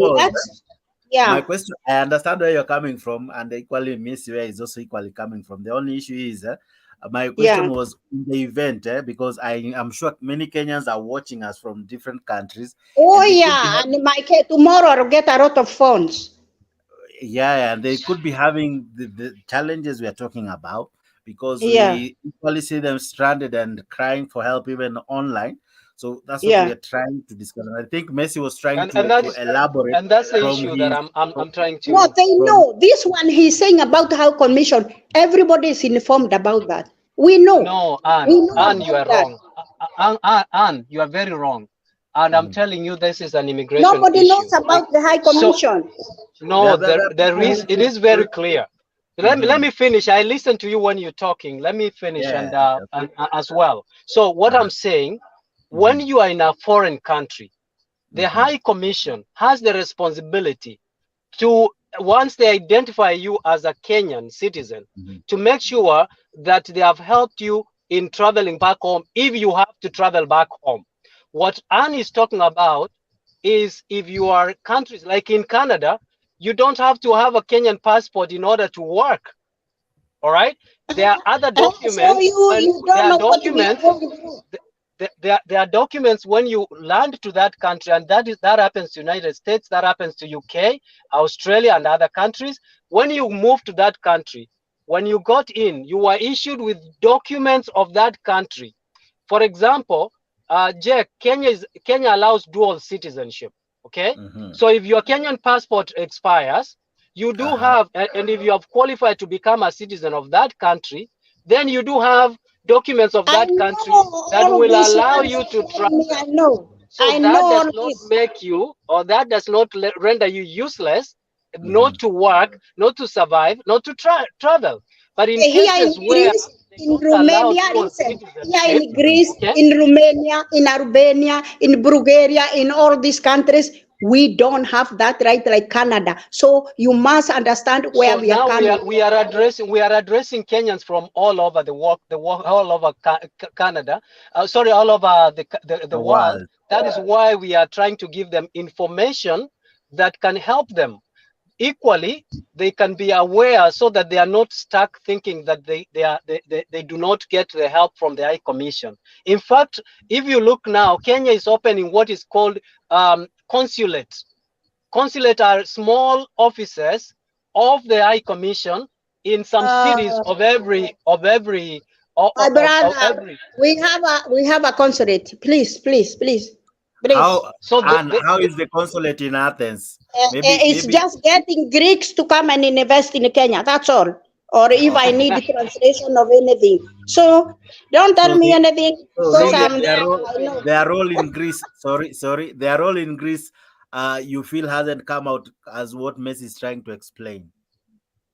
We have a consulate here.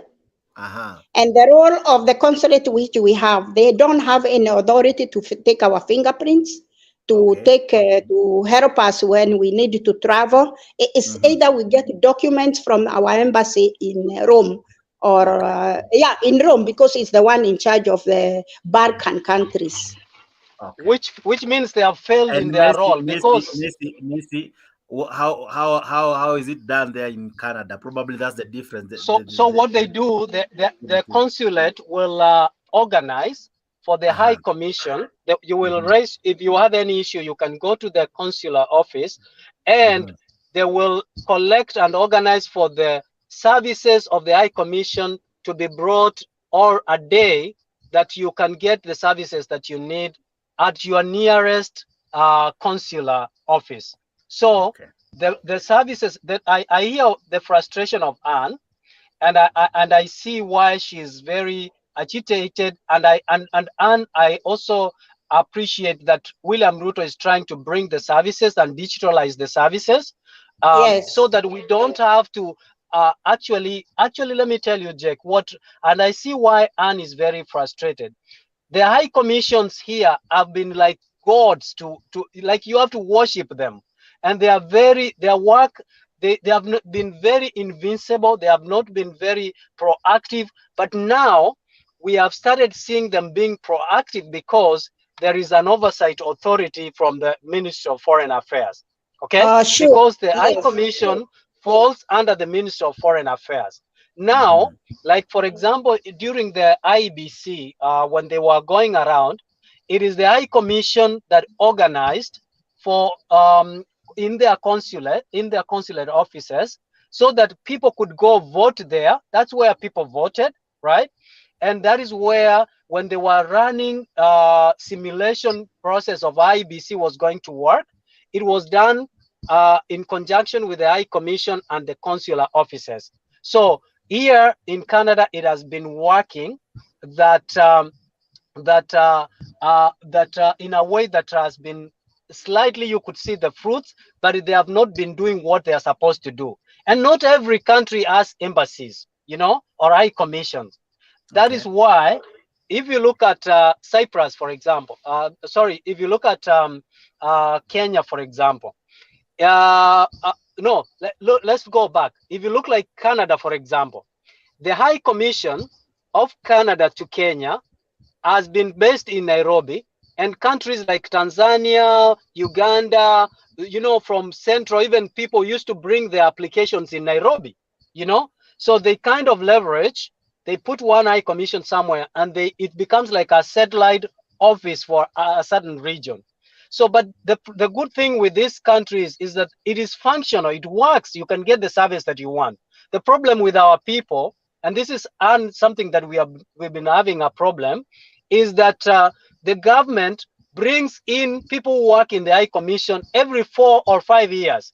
And that's why we are saying, if you live in Athens, Anne, why can't you apply and work in that High Commission instead of importing someone who will come here before he gets to get assimilated with the Greece culture? His tenure would have expired and he had left.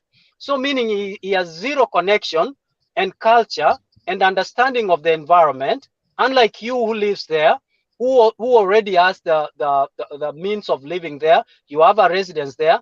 The government only needs just to pay you salary, unlike them that they have to pay their air tickets, they have to pay their certain diplomatic arrangement. Why not leverage the Kenyans who are here so they can get these jobs, and their children, or even our children who live here, to get an opportunity and work in the high commissions of Kenya in these foreign missions?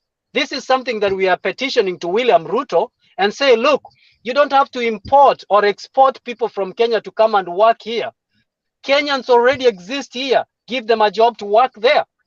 Good idea. If it works, it's an excellent idea. But let's see if William Ruto will do it, which I have confidence, according to the steps he's taking, he'll do it. Okay. I believe him too. I have to go. I really want to thank you, Anne. I want to thank you, Jack. Thank you too. It has been a pleasure engaging. Just that, Anne, I wanted to say that I see like what you're saying. For example, we do immigration issues, and from time to time, border services can reach out and say the High Commission needs to prepare documentation for people to leave the country. The problem has been that our High Commissions have not been helping Kenyans. Now we've been putting a lot of pressure on them, and now we can see that they are responsible, they are responding, which is a good thing for us who live abroad, and we also need to be listened to. And there is something very important you said, Anne. If the Kenyan government makes a very easy and serene environment for Kenyans in diaspora, they will receive a lot of remittances, will receive a lot of money, and too much. And Jack, let me tell you, if Kenyans abroad have been sending about 20 to 23 billion shillings or dollars to Kenyan economy, and because of instability they hold back and they send like 10 billion, don't you see that this will immensely affect our country, because they have been depending on the remittances of diaspora? So diaspora are very important and need to be valued, not just to be sending money, but also to be listened to in terms of services, in terms of hata kama ni shamba unanunua, we should have a special team that inatusaidia so that we are not taken advantage of, so that we are free and have confidence to invest. Sorry, I speak Greek now because I'm happy about that. Have a good one, and God bless you. Thank you God bless you too. Thank you so much. Yes, Messi, if we want to build or buy properties, the government to have a section where we can be able to do through the government. Okay. That one we say bravo. And in Greece we say aftoine. Aftoine, where? Aftoine. Thank you so much, Anne. It's a pleasure to have you at the show. We look forward to be having you. We normally have this show every day from 10 p.m. Unless there are some issues like yesterday, but we normally have it every day and weekends also. So whenever you have time, please feel free to link in, and we will always be glad to have you. Thank you so much. Thank you, and really God bless Montem Bay. God bless you too. And I don't know your name. You didn't tell me your name. My name is Jakes. Jakes. Yes. God bless you, Jake, and keep you strong and safe, and keep that channel alive, because you see the you see the changes of when you have an environment clean and safe environment. We can be able to talk freely, and you can talk from me, from far, and from me, and we can exchange and help one another. That's true.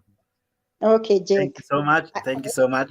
Not that we are wrapping up the show. I just felt that I need to thank. Yeah, to attend to some. Yes. Equally, given that she has given me 2 hours of her time, I don't take it for granted. Thank you so much. Thank you. Yeah, tell the team behind the scene. Thank you very, very, very much. Thank you so much for your words, and also for your counsel, and above all for the insight you have given us. We don't take it for granted. Thank you so much. Yes. Thank you so much for giving me the opportunity. And I tell you, Kalinikta. Kalinikta means what? Good night. Good night to you. Kalinikta. In Kenya, it's good night. Good night. Good night.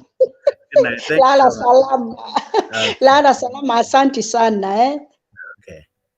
Okay. Be blessed. Thank you. Okay. For you tuning in, thank you so much for keeping us company. We never take this for granted. Asante sana wewe ambao umejiunga nasi tangia tulipoanza, na sasa tunazidi kuendelea. Tunarejea tu saa hizi. Wacha nikupe burudani kidogo. Listen to this even as I come back with more panelists talking about great things. How do you join the show? Here is it. Unaingia kupitia link ambayo natuma, inaingia kwa channel star tu, inaingia kwa Magical Kenya News, Montem Bay TV Facebook na Montem Bay YouTube. Na ukiklik kwa hiyo link inakutuma mahali panaitwa StreamYard direct. Hapo StreamYard fanya vitu tatu. Asha kamera, which is still iko hapo, iko kwa hiyo app. Unawasha kamera, unawasha mic, alafu unaandika jina.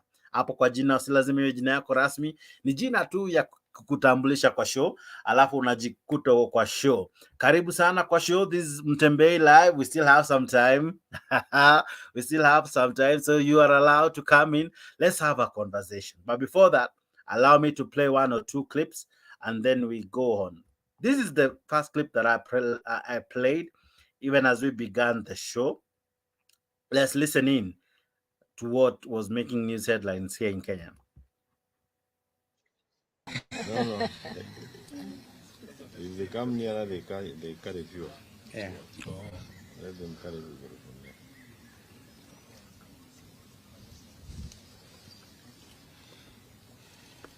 there.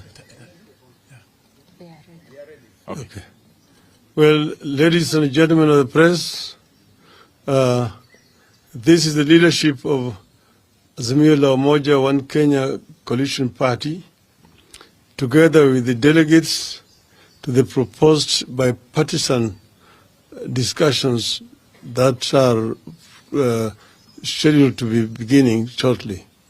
So we have a statement which is going to be read by Honorable Stephen Kalonzo Musyoka on our behalf. Thank you. Thank you.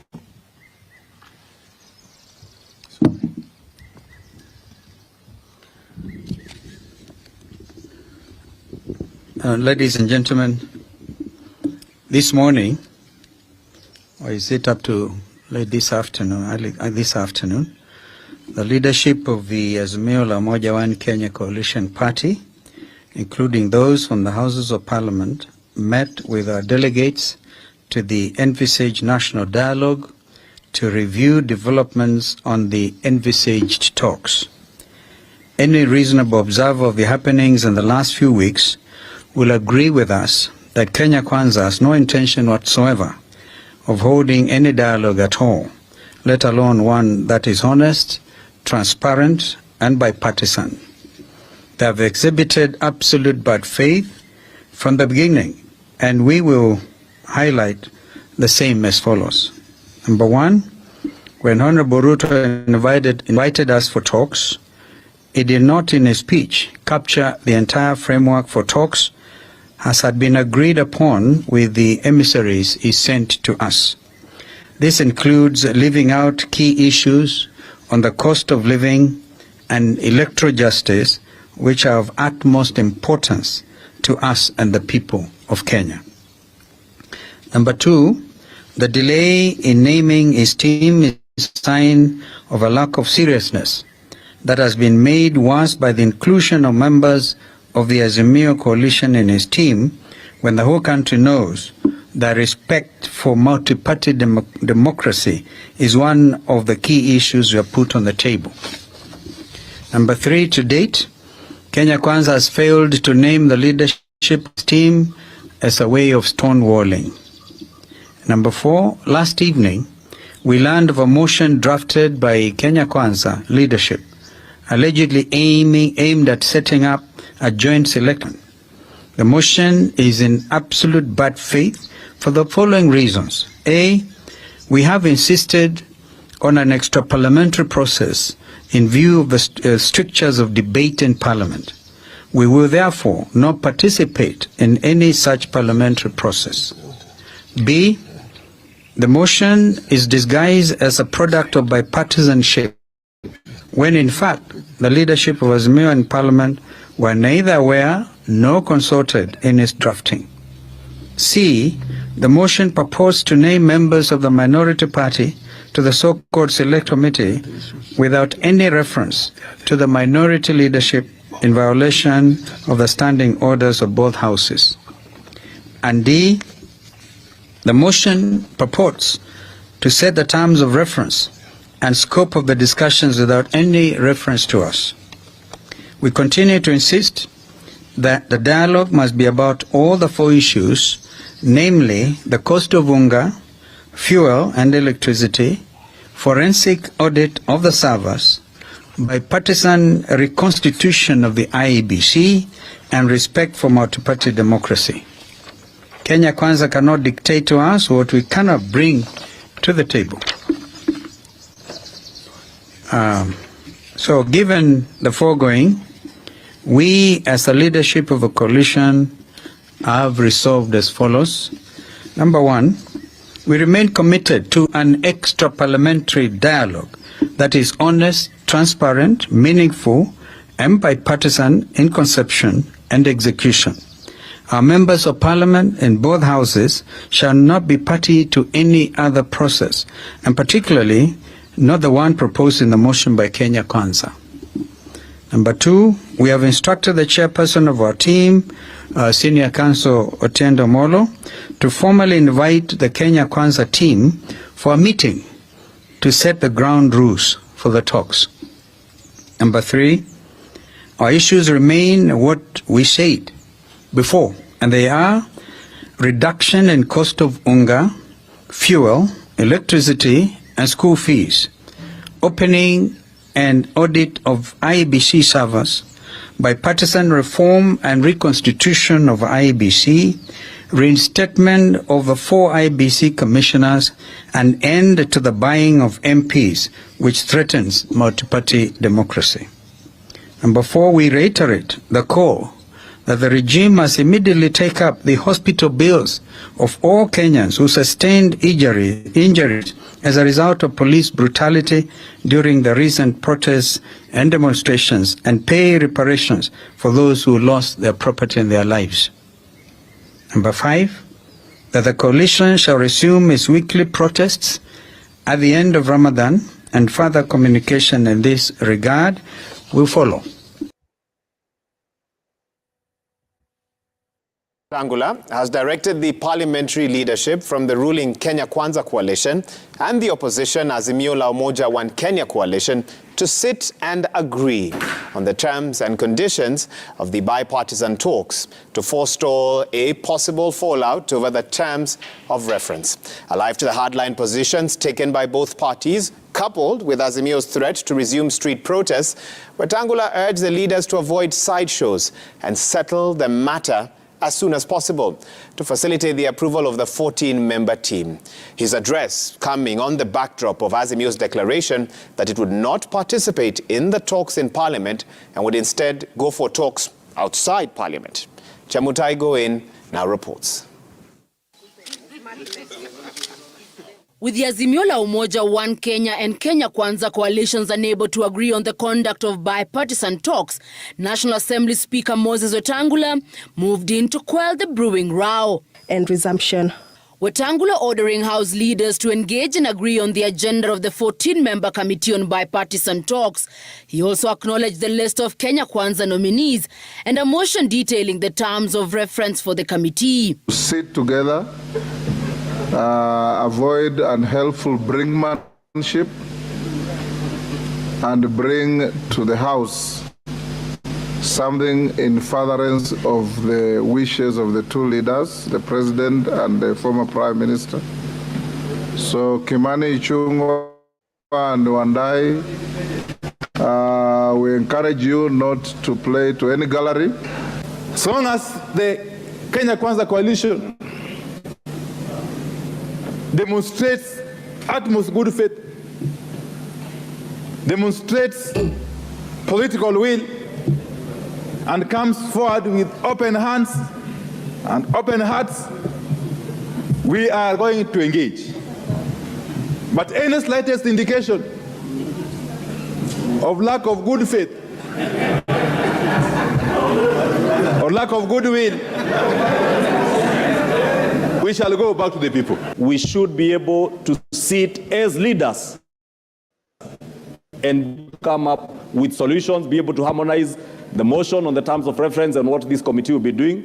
And by the time, Honorable Speaker, the motion for approval of that committee and its terms of reference comes to the House, we should not be in a situation where we are throwing words at each other, either inside or outside Parliament. Earlier in the day, Azimio leaders accused the Kenya Kwanza team of lacking transparency and protested the draft motion by Majority Leader Kimani Ichung'wah, saying they had not been consulted. We have insisted on an extra parliamentary process in view of the strictures of debate in Parliament.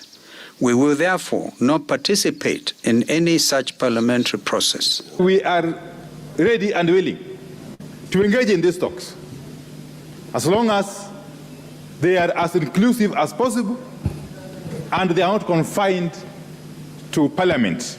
The Majority Leader has invited his minority counterparts together with the co-chairs of the Bipartisan Ad Hoc Committee for talks before talks this Thursday that will set the agenda for the committee before a motion forming it is tabled. Any reasonable observer of the happenings in the last few weeks will agree with us that Kenya Kwanza has no intention whatsoever of holding any dialogue at all, let alone one that is honest, transparent, and bipartisan. The 14-member committee awaits approval from the House once the motion outlining its responsibilities is drafted and approved. Azimio has insisted that other than IEBC reforms, the cost of unga, fuel and electricity, and forensic audit of the IEBC servers be part of the agenda. We have indeed been consulting informally with our colleagues in the minority, because we are all intent, and I believe even the leadership in the minority, both in the House and out of the House, are intent on resolving these issues. Ichung'wah's draft motion has proposed, among others, that the committee addresses the reconstitution of the IEBC, beginning with a selection panel, that it recommends legal, policy and institutional reforms to strengthen and improve the electoral system and processes in the country, that it also gathers views from various stakeholders on enhancing inclusivity in the electoral system, among others.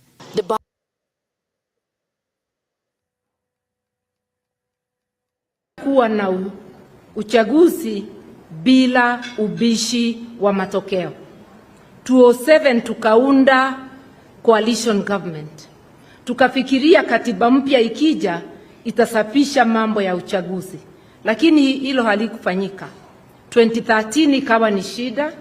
2017 koti ikaona ni shida, lakini koti ikakosa kupeana taratibu za kurudia uchaguzi. Huwezi kuona makosa utume watu kwa uchaguzi kwa yale makosa. 2022 tumedhulumiwa na koti na pia na Chebukati. Tukiendelea hivyo, uchaguzi utakuja kufanya nchi yetu izambaratike kabisa. Kwa hivyo safari hii tumesema mambo yote ifunguliwe, sava na rekodi zote, tujue hii mkate ni ya nani. Wawache kutuambia tunataka nusu mkate, hatutaki. Tunataka kujua mkate ni ya nani, mwenyewe aikule. Kama ni yao tutawapiga salute waendelee, lakini mimi niko na hakika hata ukiwaangalia nyuso zao wakisema sava haiwezi funguliwa, tunaelewa mkate itakuwa sio mwingine, ni ya baba. Tunataka ukweli, sio haramu. Na kwa hivyo safari hii ndivyo nchi yetu iweze kuendelea kwa amani, na mambo ya haramu katika uchaguzi iishe. Ni lazima sava ifunguliwe. First person to bring buibui to bunge, Mama Maria Matano. Maria Matano was nominated by NDP, the first buibui woman in parliament, because of this relationship that we've had together. So we need to stick together and move together. And I'm sure if you stick together and move together, nothing will be difficult for us to achieve as a people. And that's why I don't want to go too long. Many people have already spoken. Chief has spoken about it. Martha has spoken about it. That there's this animal you're seeing in front here. We don't know whether it is male or it is female. That animal you're seeing. So how do we discover? Remove the pants. Toa the server. Toa server. Si tutoa suruali? Tutoa suruali? Jue kama ni kike au kiume, sio? Asanteni sana, Mungu awabariki.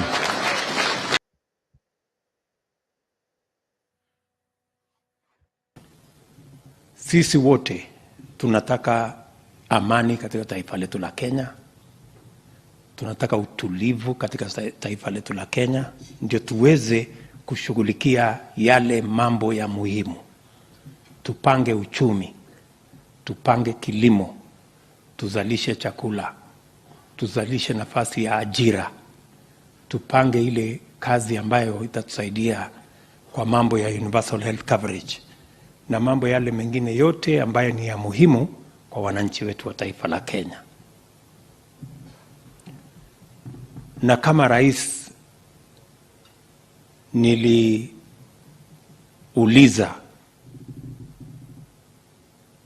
my brother Raila Odinga kwamba tuache maandamano, tuache fujo, inaharibu mali ya watu, inaharibu biashara ya watu, damu inamwagika, fujo ndio hiyo, na matatizo hiyo yote ambayo iko katika hiyo kiwango. Sasa nimeona tena wanalalamika, wanasema mbona Ruto ameita Raila my brother? Angemuita mtu ya kitendawili. Sasa mimi nataka niwaambie hawa jamaa, please, wacha nirudie tena, my brother Raila Odinga, tuwache maandamano. Kama kumuita Raila Odinga my brother ndio itasaidia, awache maandamano, awache fujo, mali ya watu isiharibike, biashara ya watu isiharibike. Mimi nitamuita my brother mara 10, hata nitaongeza my dear brother. Hello, naona bado mkubwa anaongea. Kama itabidi nikuite my dear brother Maina, karibu sana kwa show, nitakuita hivyo. Nashukuru. Thank you so much. Sisi ni ndugu. Unajua watu wanakuanga na utofauti wa maoni na kisiasa na dini na nini, lakini sisi ni ndugu moja, tuishi nchi moja. Tuombana chumvi, tuombana mkate. Ile tu inatufanya tunakuwa tofauti ni hisia na hii maoni tofauti, lakini hatuna ubaya na mtu yoyote sisi. Hata ukituona hapa tuwapinga serikali, hatuipingi kwa sababu hatuipendi, naipinga kwa sababu ya maongo ama uongo ambao imekuwa inayo mara mingi. Sababu Maina, basi utafanya ni kuanzie huko mbali nikikuleta hivi karibuni. Okay. Aha, kulikuwa na mambo mengi yaliyofanyika weekend, especially Jumapili. Na kauli mbiu ambayo ilichipuka ambayo ilisikika sana. One of the things that really took the airwaves by storm was the issue of secession raised by Mwangi wa Iria. Yes. You rightfully put it that we are one, only divided by our political affiliations and our positions in who we support and who we don't. Now, what comes to you when a leader outwardly speaks of having a country that could be torn into two and having two separate nations because of what separates us politically, but not any other factor? Yeah, let me tell you, the problems in Kenya revolve on one subject. In fact, even these issues of high cost of living, these issues of unemployment, all these things are secondary to me. Because the question has always been political. Until we solve the political question, this country will never progress and will always have that grandstanding. But let me also surprise you that geographically right now, and there is, I just read an article from a scientist who said Kenya might be affected by, there is a surge of by the way, unajua Kenya itakuwa separated on the Rift Valley hapo. Uliona hiyo article? Yeah, na maimahio nini I saw it. There's a mpasuko inaendelea. Mpasuko inaendelea polepole, kwa hivyo secession inakuja naturally. I like how you're thinking. Anyway, that is just by the way. But the point is, I'm saying we are not going to have a secession in Kenya. I don't think the issues that we are talking about have reached the threshold of a secession. We have not even reached a point where Sudan was like 10 years or 15 years ago. But I think it is important for people to understand that there are things that need to be done for there to be peace in this country, because without justice, there cannot be real peace. What we are simply saying in a very simplified language,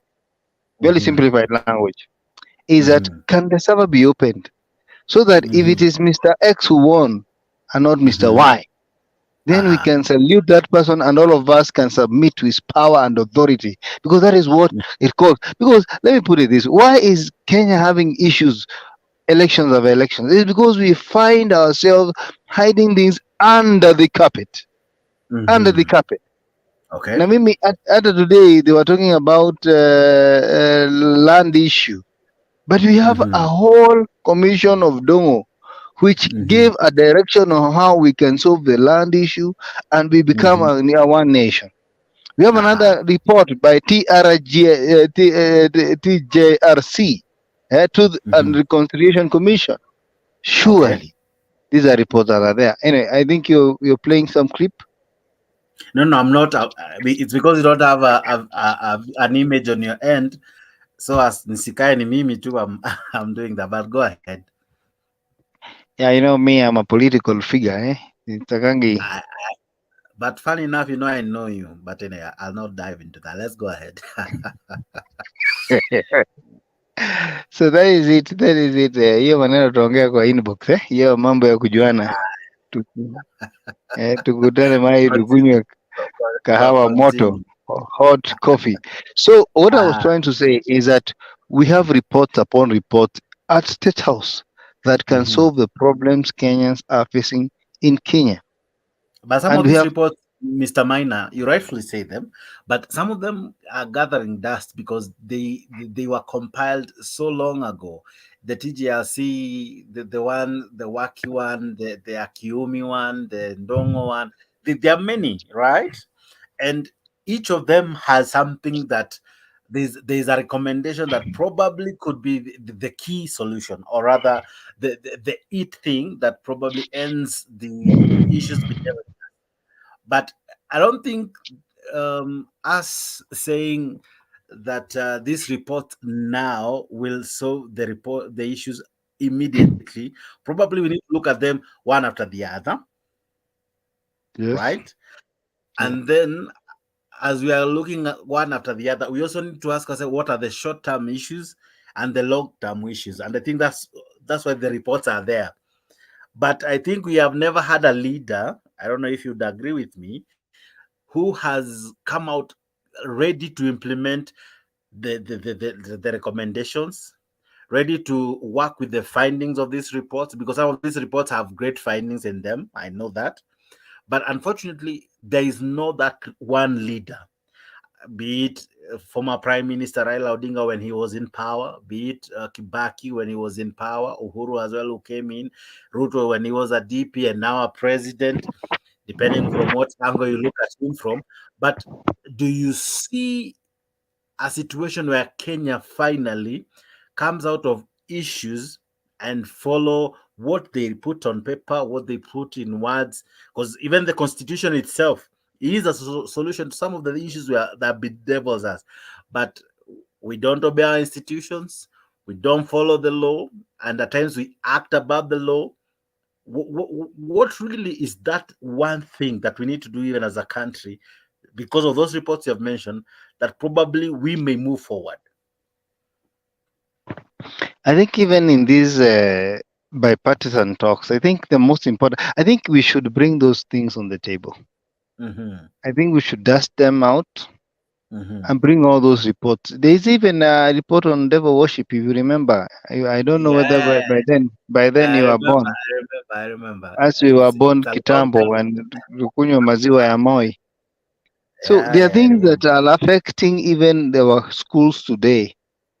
Devil worship, LGBT, all those things, they should be on the table. I don't think even we should discuss many other things, because I think the problems in Kenya revolves on several things that we know. It's land, it is resources, and it is equity. Hizi vitu zote hata tunasema juu ya Esava, it is revolves on all those things. But I think the current leadership, I'm sorry to say, has no capacity and has no goodwill to open those reports. Why? Because almost 99% of them are beneficiaries of what has been mentioned there. The land issue, it affects them. The resources issue affects them. And you know, the African mentality, my brother, even your brother can win a jackpot today of 250 million, and he builds a house and buys dogs and build a very big wall so that his brothers and his even mother cannot come and visit him without appointment. That's an African mentality. We always believe that we can have our own palace and deny everybody else so that we become the talk of town. And that is the biggest problem we have in Africa. Because you look at, I mean, it's unfortunate that we think that way. Because I look at people living in gated communities. Why do they live in gated communities? Because in their small minds, they believe they are special and they're elite of a country.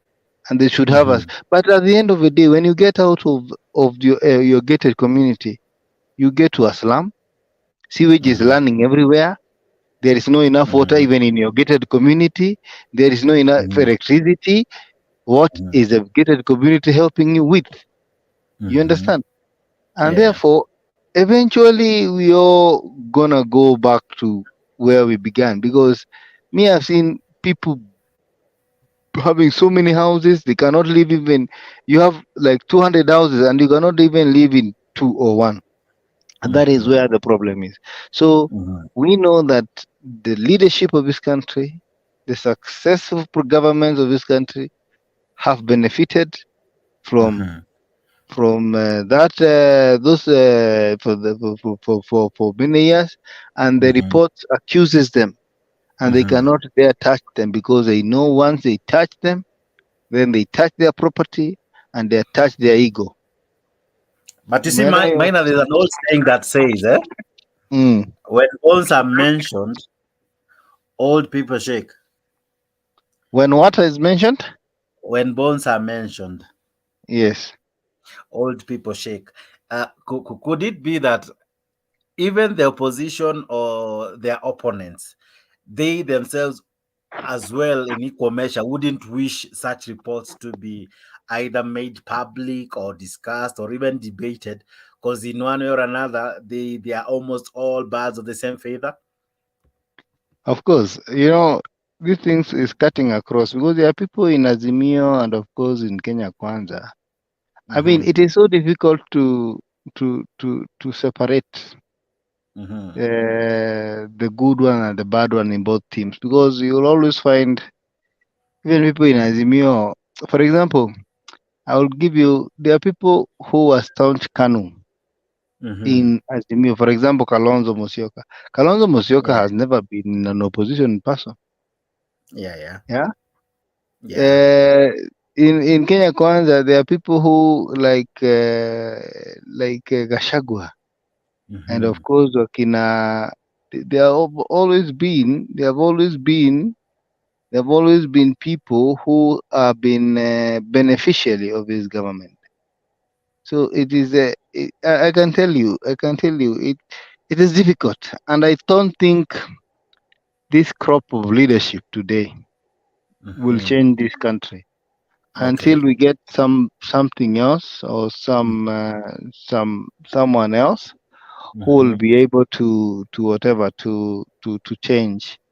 I don't know how we're going to do it. I don't know. I just don't know. Okay, let's come back to the issues now that we are currently facing.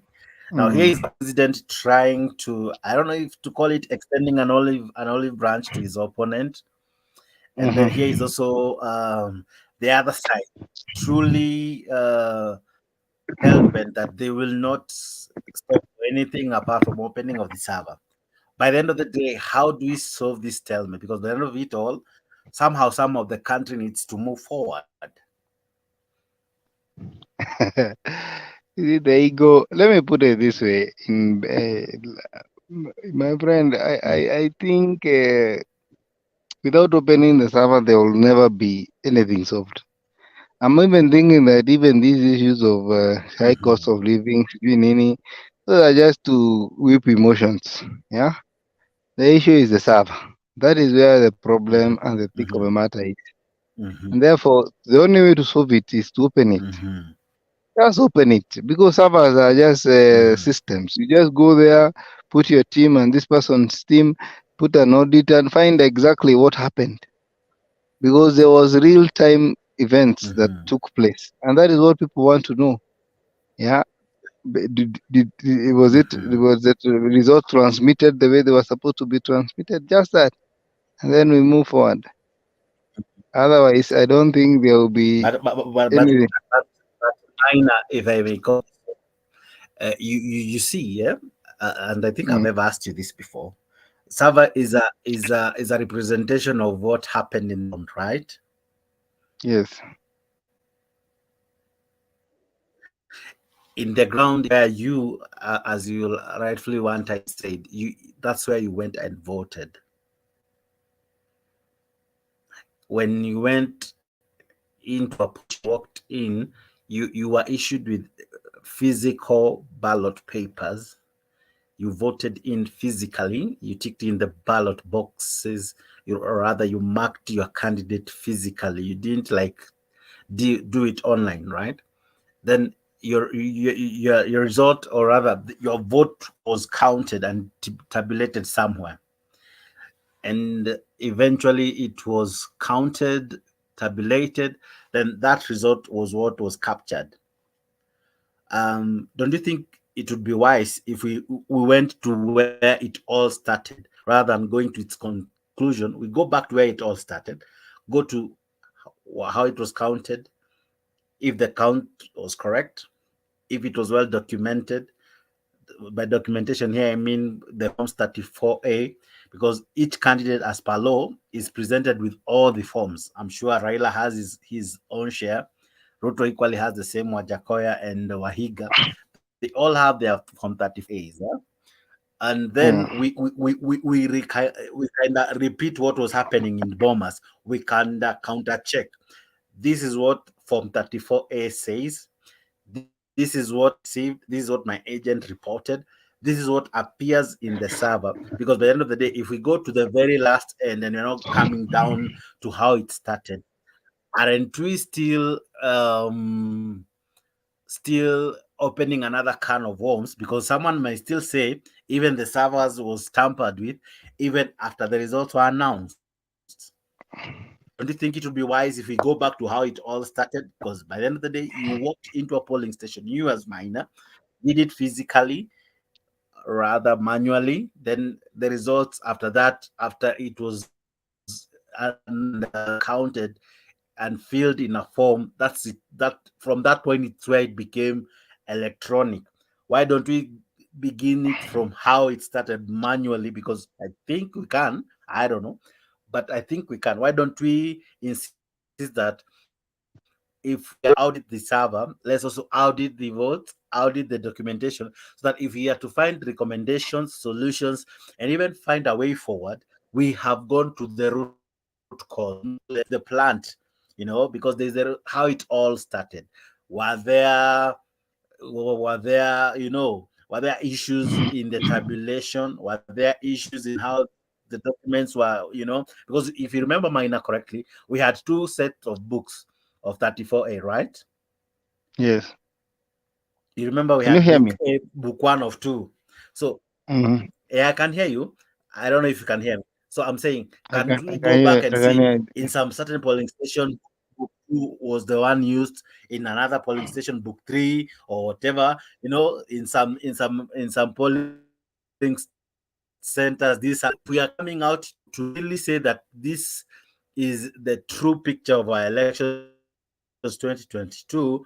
We have gone to all the issues, and eventually, even when they the winner is sure, I won by this number of votes, by this number of polling stations, by these counties, by these constituencies, like clear. Don't you think that could be the best way to do it?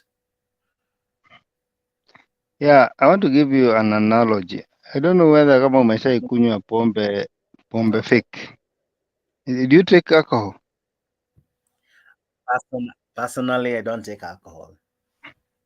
Yeah, but those of people who but I can imagine. Let's talk of tea. kuna pombe inaitangwa Jack Daniels, kuna Jack Daniels. Coffee wachana nayo. Coffee can really be fake. But I wanted to give you a story of fakeness, how people fake things. In Kenya. Coffee. I don't know if you have ever taken coffee called KK. Yeah, we have fake KK. coffee. Have you ever taken coffee to KK? I remember one time in I think it's a lower, it's just a lower grade. It's just a lower grade, but it's coffee. It almost looks like soil, eh? But cappuccino is cappuccino. Cappuccino is cappuccino. What I want to tell you is that, for example, Jameson, it's a brand, of pombe. Hello? My network is not stable, but I was telling you, Jameson. You are good. You are very good. Jameson is an imported whiskey. And this imported whiskey has its origin. Unashika. But now, it seems the people who produces this Jameson from the origin, or from where it began, do not really track what happens down there in Kenya, in Uganda, in Tanzania. Okay. So what crafty people do in Kenya, they imitate the same bottle and the same whatever make, and they put something very different, because Kenyans drink Jameson because of a name, and they bring Jameson because of the way it looks like and the brand. You understand? But eventually inakugonga, unakaa kama mtu paralyzed. What I'm trying to tell you is that the reason why the server is important at this time, it is because Chebukati, in his craftiness as a Kenyan, he was smart enough to make from 34Bs and from 34As as original as they can be, and still with them, people will not differentiate whether it's original or fake. So it was so difficult to know exactly the end result of the day, what happened. The reason why the server is important, and that is why we are insisting as the Azimio people, it is because the result of that day started changing in the midday. Kuanzia saa 8, saa 6, saa 7 hapo na saa 8, hapo ndipo sasa mambo ilianza, percentage ikakuwa kubwa, vitu zikaanza kuwa kubwa, and eventually there was an imposter president. So what we want to do as a people of Kenya, because there are some things you can never change, my brother. Just a question. When you talk of midday, what do you mean? Midday ya count election, midday of voting, midday of what exactly? It's midday of everything. In fact, do you know by Satano, if you remember so carefully or vividly, they said that the people who have come to vote by saa 7 saa 8 were 65%. Sijui kama unanikumbuka hapo. But it was continuing. There was voting and it continued until June. Sasa wakati ilifika jioni, all of a sudden, like in Mount Kenya, which I am so sure hawakutoka more than 60 or 50%, ilikuwa karibu 80%. Those are the numbers we want to verify, my brother. And according to the constitution that we gave ourselves in 2010, it says that the elections must be transparent, must be verifiable. And that word, the word verifiable means you can go back and track what happened to my vote when I voted at 6. When was it counted? Did it tally? And then we're also asking, because it was also discovered that some of these schemes kit were transmitting elections or transmitting information from different parts of locations. One in Nyeri, the same one in Nyeri transmitted in Katspul Kabondo. Those are the things we are saying. We need to be checked, my brother. That is vitu mingi. Let us not even talk about unga. Unga we can still buy. When we solve the political problem in this country, when everybody has an equitable share of the land, kama wewe najua hata wewe hauna shamba ambao ni ya maana kama mimi. So when we have equitable share of land, because Kenya is one that lead. Quickly, sir. Mr. Maina, you're charging me too fast. I'm just some guessing. Of us, I'm a prophet. I know, but we could be coming from communities like, for instance, maybe I come from a Maasai community where my grandfather owned over 1,000 acres, and I'm not. There were not many of the sons, so I'm sure if I won't get many, I'll get over 200 acres myself. So I'm sure you are not anywhere close to that. But anyway, I'm joking as well. But let's go back to the germane issues. You rightfully said, Masai Mchana, things happen, right? When you walked into a polling station, your biometrics were captured. Is that not so? Minor. You're saying what? Can you hear me? Here, I think my network is unstable, kiddo. Okay, but I'll try to bear with you. I'm saying when you walked into a polling station, your biometrics were captured, right? Yes. Then you were given papers, 6 ballot papers, which had great features in them, right? Yes. To try bring out the credibility part, like they are not forgeries. These papers are not from Muthurwa. These papers are not from River Road. These papers are the correct papers for elections, right? Yeah. Then the person who was authorized by IBC stamped the documents. That is correct, in your presence, right? Yes. In the presence of the agents, you walked to a booth that you went in privately. Yes. That is your privacy. Your right to choose your candidate uncoerced was not tampered with. You chose your candidate. That's correct. Then from there, after you marked your ballot papers, you went and placed your ballot papers in the respective ballot boxes. And then you walked out, right? You left those Yes. papers under the careful watch of police, the IBC officials, the returning officers and all, the agents, right? And some observers. So your papers had more than one person looking at it. Your ballot papers had more than one person looking at it, creating the security about them, right? Yes. In full glare of everyone, these papers were counted one after the other, including your ballot paper. Then it was tabulated, and after tabulation, it was recorded, or all the results were now tabled under one form called Form 34A. Then from there, it now moved from being manual to electronic, and that's how it ends up being a server issue, because from there, after the document has been uploaded or captured, it's uploaded to the server, right? Why don't we have people coming out? Because as I've said, it is not a one-person show. It is not just Chebukati. It's a whole team out there. We don't have agents of Azimio coming out saying, my station, this happened. My papers, this is what we had.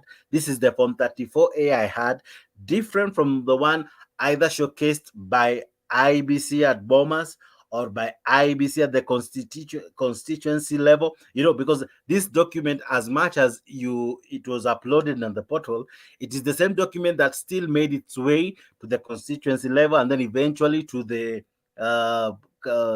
country level, that is at the Bomas Tallying Center, through Form 34B. So there were so many other checks and balances that were happening before even the server came into play.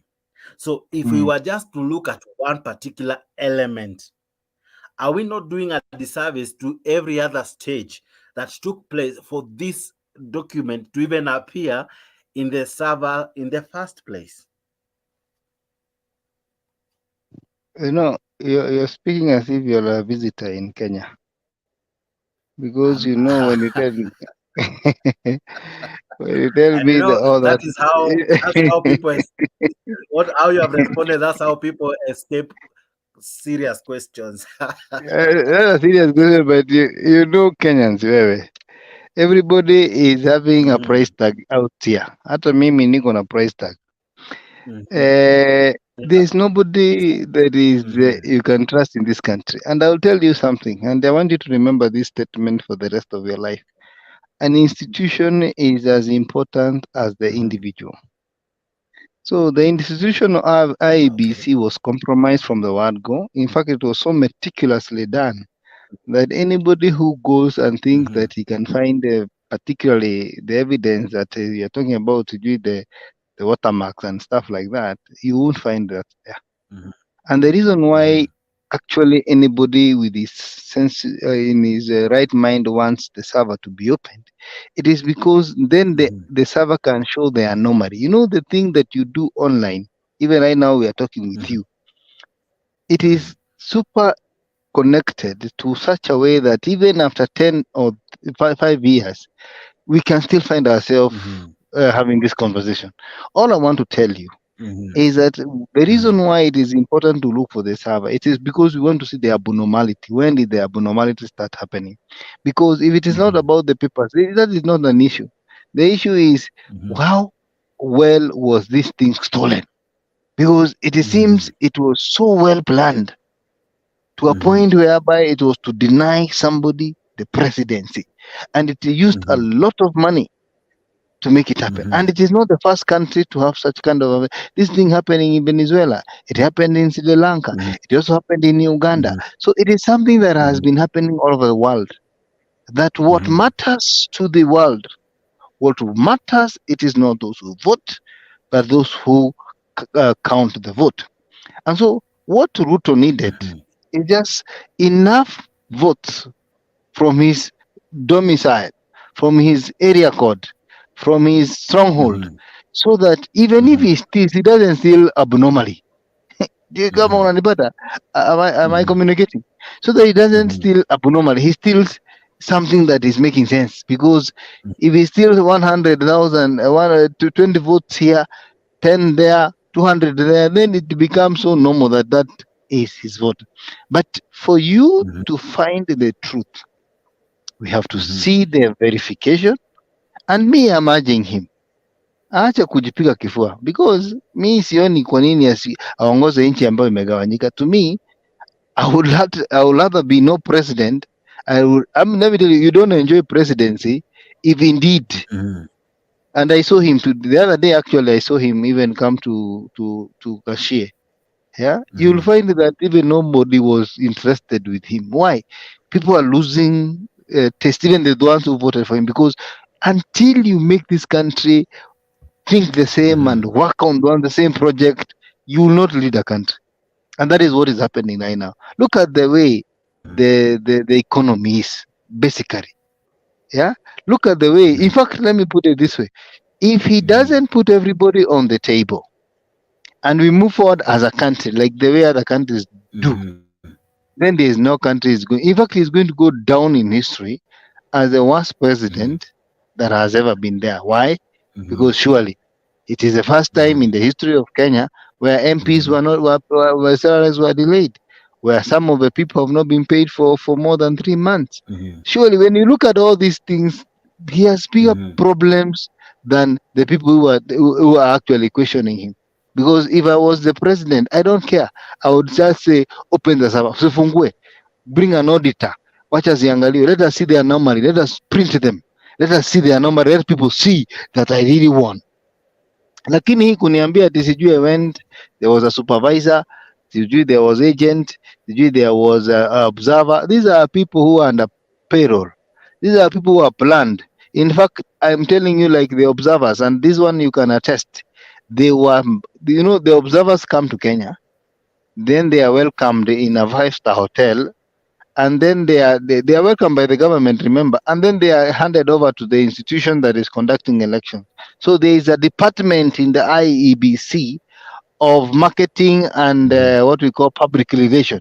How ndio wanaambia sasa wewe, today we are going to go to Kibera, and then we go to another one in Kikuyu. They are controlled. They are controlled on where to go, what to see. They don't dictate at nataka kwenda hapa abruptly. No, they even don't know the country. They even don't know the country, so they don't even know the polling station. So they can be shown the right things. And to them, they will report the right things. And therefore, you saw even what happened in Nigeria. Uhuru said this, and the Wazungu said this. Because at the end of the day, these are things that happen. But I want to tell you, in Kenya today, even to get a job, and even to get a tender, there is a procedure of getting tenders. But eventually, the person who gets tenders is a person who they want him to get a tender.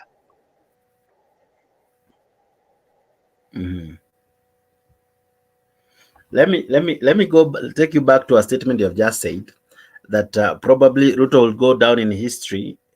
I seem to have lost mine, but you can still also as well join in the conversation. Thank you for tuning in. Those of us who are still live, I see many are still joining us. Thank you. I see Blake is commenting over the comment section. Geoffrey Ruto, I see you. I see who else. I see many commenting. I see Stephen Mtumbu is in. Thank you so much, Furan Zaitun. I can see you. I see you commenting from Facebook. I see who else. Nick Othiambo, I see you. I see Aisha, you're in. Asante sana. Alfred Mulindi, I can see you. I see many commenting and sending in their comments. Sending in your comment. I don't know if you agree with our panelists and or rather with mine or what he's saying. I cannot really speak for you, but you can speak for for yourself and as well give more insight by joining in the show. The conversation to join and how to join is through the links that I've sent. You will see the link coming in 3 ways. One, you'll see Montem Bay TV YouTube 1, Montem Bay TV YouTube 2, those who are watching us from magical Kenya. That is still our station. You'll also see us on Facebook, Montem Bay Facebook. Let's continue joining in and also commenting and sharing what we can say about what is happening in our country. This is our country. We can only speak about our country. We might be away. We might be in other countries. But Kenya remains our home. This is where we sit and talk, try to make sense of what is happening. Allow me to play this even as I get back to you. I also take a glass of water as well. But this was Kamkunji. This was the rally. This was the speech by the Right Honorable Raila. Tarudi huko Kibira. Tumeingia Mkuru kwa Njenga. Kwa kule kwa pipeline. Simuliona. Kwa hivyo sisi tuko na hao watu. Tunashinda na akili. Hata wakifanya nini? Hata wakifanya nini? Sisi tutaendelea mbele. Muliona tulitangaza. They have all demonstrations tulitangaza. Wakatetemeka. Wakatuma watu yao, tafadhali ongea na baba, awache maendeleo, niko tayari kuzungumza. Wakaniita mimi ndugu yangu. Si aliniita ndugu yangu. Si mtu kitendawili. Sio?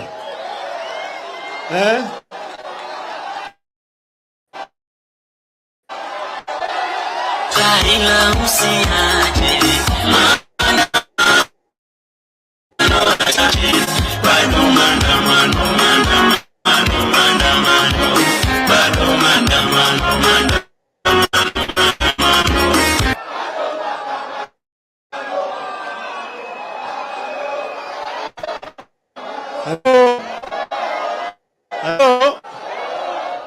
Tukasema, tukashauriana.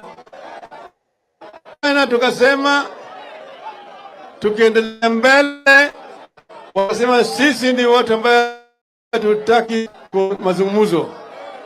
Basi tuambie watu wetu hii moja, tuone vile wa jamaa watafanya.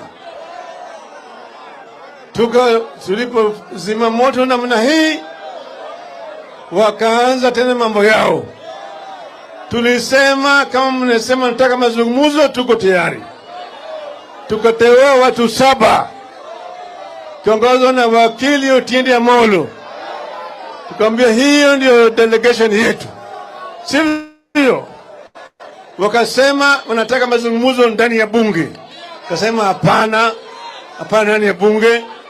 Wabunge mmepiga mnada, mnanoa bunge kama mbuzi kwa mnada. Tukasema mazungumzo itafanyika nje ya bunge. Itakuwa wakilishi ni wa bunge, lakini nje ya bunge, kama ile bwana Kofi Annan. Na kama wameshakuelewana, hiyo itapelekwa ndani ya bunge kupitishwa. Sawa? Sharti haturudi nyuma. Pili, utakijua ya kwamba hao watu wana madharau. Wanachukua mmoja wetu ambaye alikuwa ameruka mpaka kaenda ngambo ile nyingine, anaitwa bwana Kenan, anawekwa sasa rudi kuzungumza na sisi. Sasa mtu amechukua bibi yako, ameenda naye huko, unalala naye huko, alafu anarudi kuzungumza na wewe na hiyo bibi yako.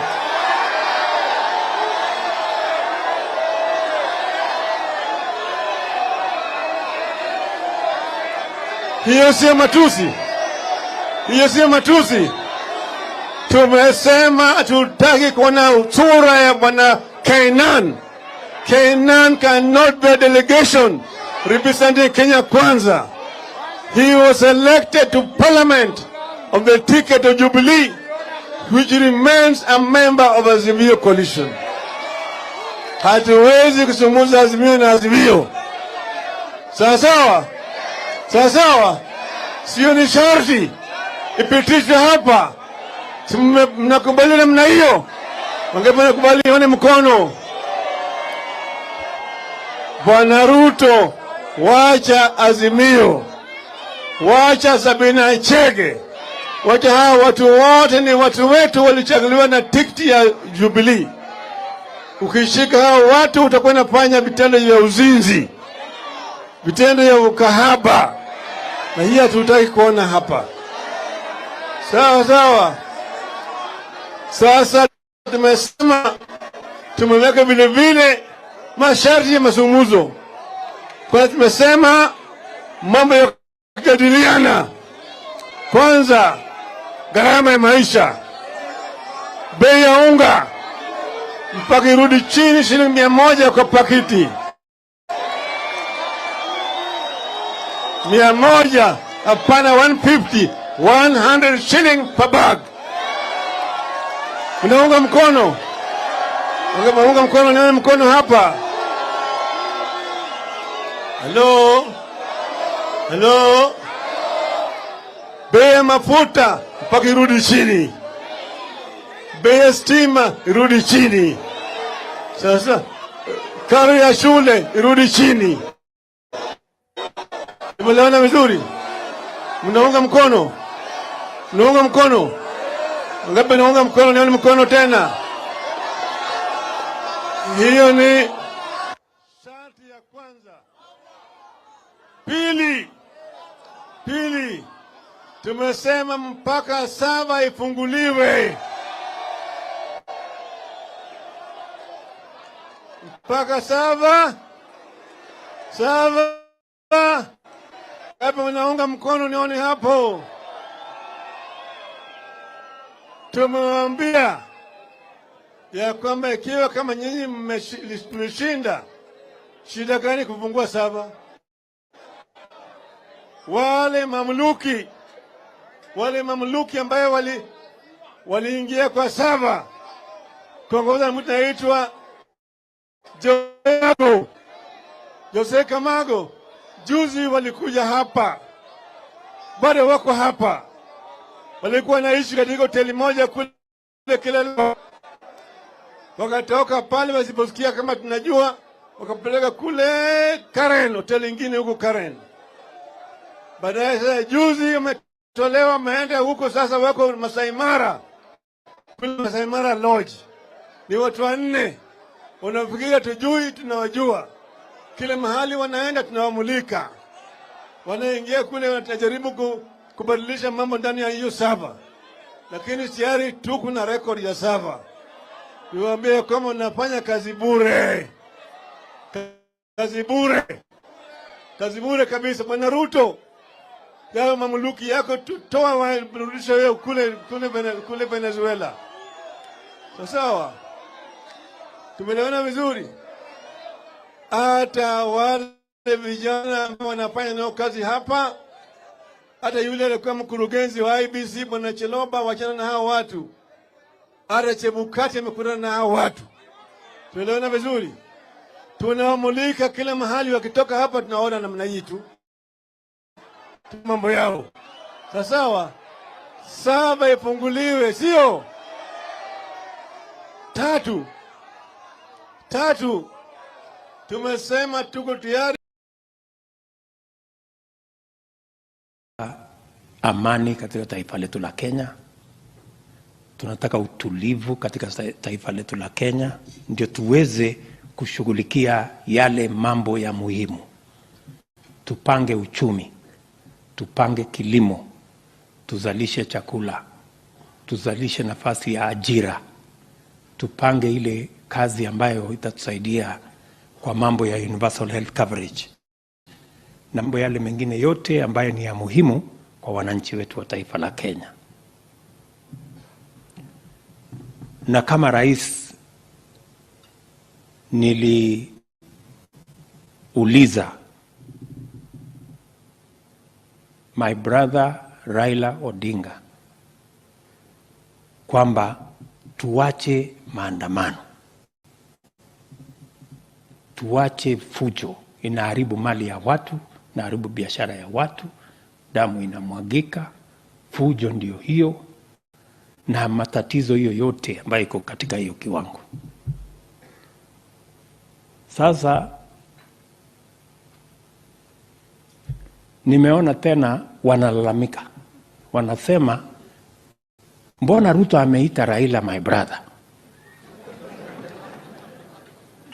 Angemuita mtu ya kitendawili. Sasa mimi nataka niwaambie hawa jamaa, please,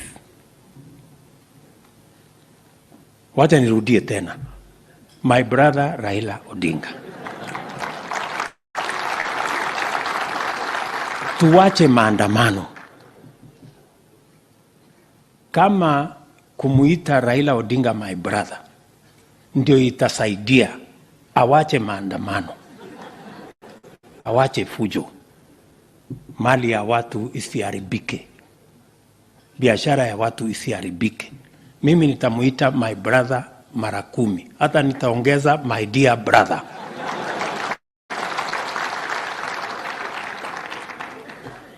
Kwa sababu we want to move on as a nation. Yeah. Na mimi ndio niko na jukumu sasa ya kuhakikisha kwamba tuna and an author and an advocate of the High Court, Saitaba Ole Kanchori. Good morning. Good morning, Eric. Good morning, listeners and viewers. Karibu sana to Kenya's biggest conversation. Asante sana. Welcome to the hot seat. Thank you. Before we move into our conversation, this sort of e-filing of court systems, you're an advocate, you're an officer of the court. Yes, I am. Can you talk about what that has done actually in terms of improving efficiency and working conditions for all? You are now an author, a published author. Absolutely. And your book is Why Baba is Not the Fifth. You're here so we can discuss that. Yes. To welcome us into this hour, CT, give us the day's proverb. Well, this is our final proverb from the country of Mali. Like most of the proverbs we've read in the course of this week, this proverb is simple and straightforward. Success may sometimes be disguised as a disaster. Put on hold. What do you make of this particular proverb, Saitaba? I'm saying it, City, I always find these proverbs a bit, like they're leading questions. It's like a very good lawyer with a witness. He wants the witness to give a certain testimony. So he guides the witness with proverbs.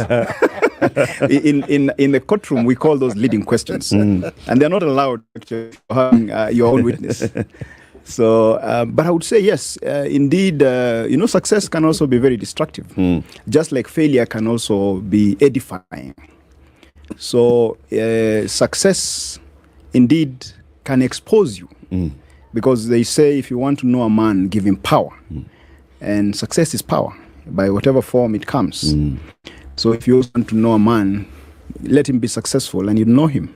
They will bring out their true colors. And sometimes their true colors are not that pleasant to the eyes. Okay.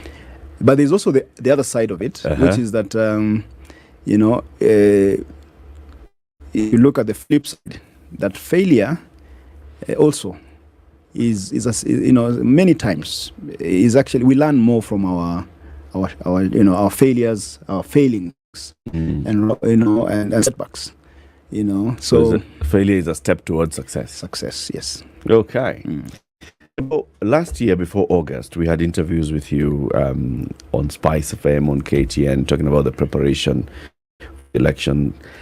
You were Raila Odinga's chief agent, the Azimio presidential candidate, and you were really very much involved dealing with the IEBC before the election, on the day of the election, after the election, the counting, and then the tallying of all the votes. You were in Bomas. We saw you. You were at some point addressing the country, and the IEBC was telling this be a bit commissioner's boss. Sia yako. After the election, we invited you here again and we asked you, so what do you think happened? And you give us some bits of what happened. Now you've put it all together into a book, and I see some. Yes, I have a copy for you. I will sign it for you. Yes, you can. very good. You can. Meanwhile, yes, I can share with City, and also this is City's copy. Thank you very much, sir.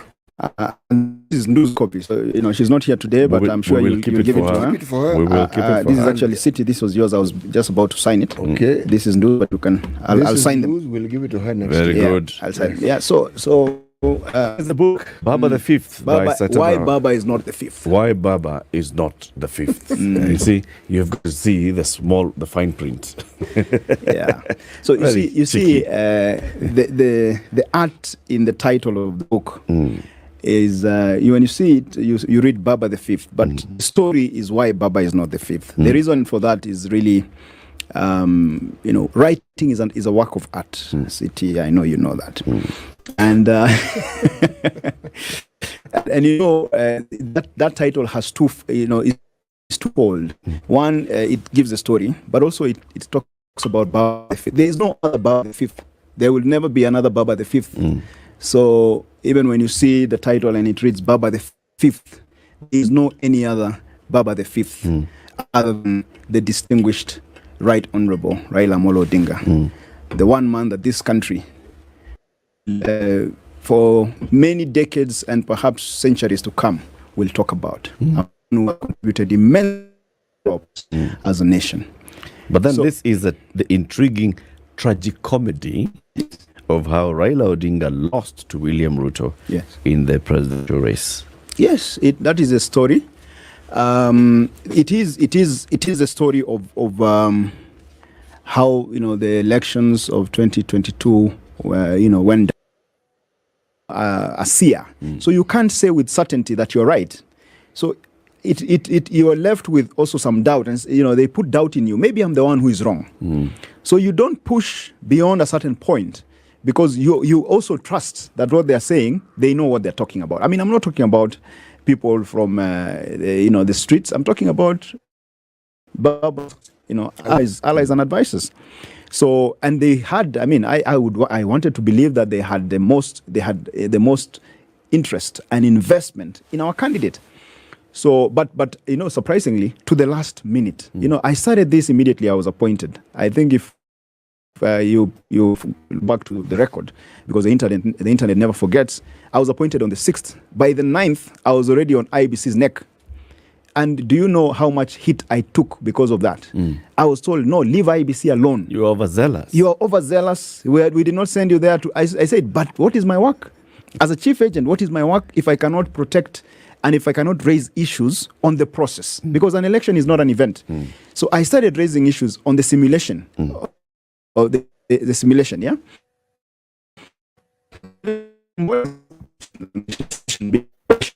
I was told, no. Those things you don't say. Those are things we will handle, diplomatic. When you look at political activities now with the wisdom of it is easy to impute nefarious intent, and yet there's actually none. What you're actually seeing is selfish intent in operation. When people... You can have a very good system, a phone. iPhones, a music player. But if it's broken, it won't work. And so that is what we were left with. Uhuru Kenyatta had a broken system that could not do anything. But not even Raila Odinga knew about it. You cannot Raila know. has previously said, system or not, he also has his people in the system. There's nothing that happens in government, Raila has said before, that he doesn't know. He know about. So did Raila know that the system that they were looking at with Uhuru was a shallow end, was a baby pool? I have quoted Sun Tzu, The Art of War, the Chinese general, the Art of War in my book extensively, as the lawyers will say, extenso. And one of the things that Sun Tzu is that war is all about deception. Political contests are actually like a war. There are war situations. And war is a perception. So when you're near, you want to appear far. When you're far, you want to appear near. When you're strong, you want to appear weak. If you really want to win, you don't. When you're strong, you don't go and say, "I am strong." You pretend to be weak. William Ruto, I don't know. I think he has read that book, maybe and understood it, because he acted weak when he knew he was strong, and he acted like he was. He is a master of deception, and he's a master of reverse psychology. I've described it in the book, and this is a man fairly well. Let me not say very, but fairly well. And the whole, deception was the name of this game. So when they lead you to believe you are strong, that you have everything, that you are the one who has the system, you're the one, when they know they're the ones who have it. So there. You, as the chief agent, you had your eyes and ears on the ground, right? Last time you were here, you told us, well, you were having issues even up to the last minute in terms of deploying your eyes and ears on the ground, your agents at the polling station. Just remind us, what were the challenges with deployment of agents at the polling station? The deployment is a product of a process. So that process is managed by an institution called Command Center. Okay? So you 40 staff one in every polling station, and because of personnel challenges, you cannot have one, because if one gets sick or whatever it is, so there is a way to you need at least about 70,000 people to manage the election on election day. So election day monitoring is a very serious affair that requires organization. And as the chief agent, I am only one person. So I needed to be equipped with that structure. When we were appointed, we began of setting up that structure.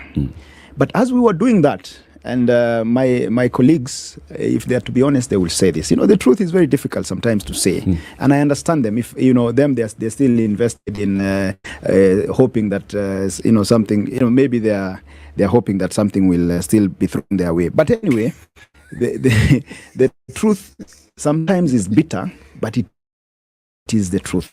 And I like some of the people who have come out, even though they are, they may not like everything I've said, but they've said, let him say what is his truth. So the command center, when we set it up, it was hijacked. Why was it hijacked? It was hijacked for two reasons. It was hijacked because of financial, considerations. There are people who wanted, it's a big financial cash cow. Yeah. So there are people who wanted to make money out of it, and they want to be the ones running the show. But also,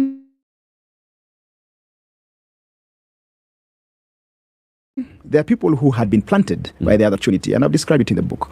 So, they took over the command center. So without a command center, Eric, I can assure you. When you say they took over, yeah. So when you were appointed, back on the journey of creating and establishing a structure, below you, and then you're saying that people came and took over what the structure, and how your system is foolproof. Google guys, whatever it is, and they made some demonstrations. And when I am trying to probe in the meetings, we are talking about meetings that were well attended, and I'm asking, can we see this system in action? Can we do a demo? Can we do the same way we're doing at IEBC? Yes. Can we do a simulation and put it under some pressure, and see how it works? Yes. And see how it works. No, Kanchori, this thing we'll do it. We have other ways of doing it.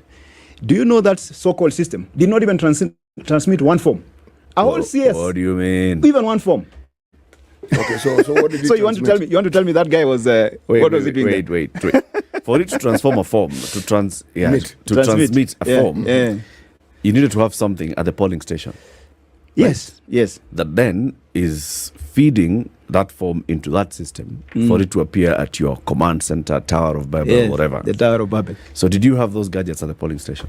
Yes, we had. They were supposed to, or the way it was supposed to work was it was going to work with any smartphone. Just a smartphone. Just a smartphone. If you have capture the photo, app, it is an app actually. We know, and we had many. there are people who had come to us with very excellent apps that could have delivered this thing very well. But some of them were even giving us for free. I will tell you, they were giving, Baba has serious supporters, people who mean well. And these people are saying, this thing, it will work for you guys. And this bulletproof one we had bought. This one we paid for. Okay. We paid for it, Kwanza heavily. And anyway, it didn't work. And I don't know whether any refunds were taken. What refund?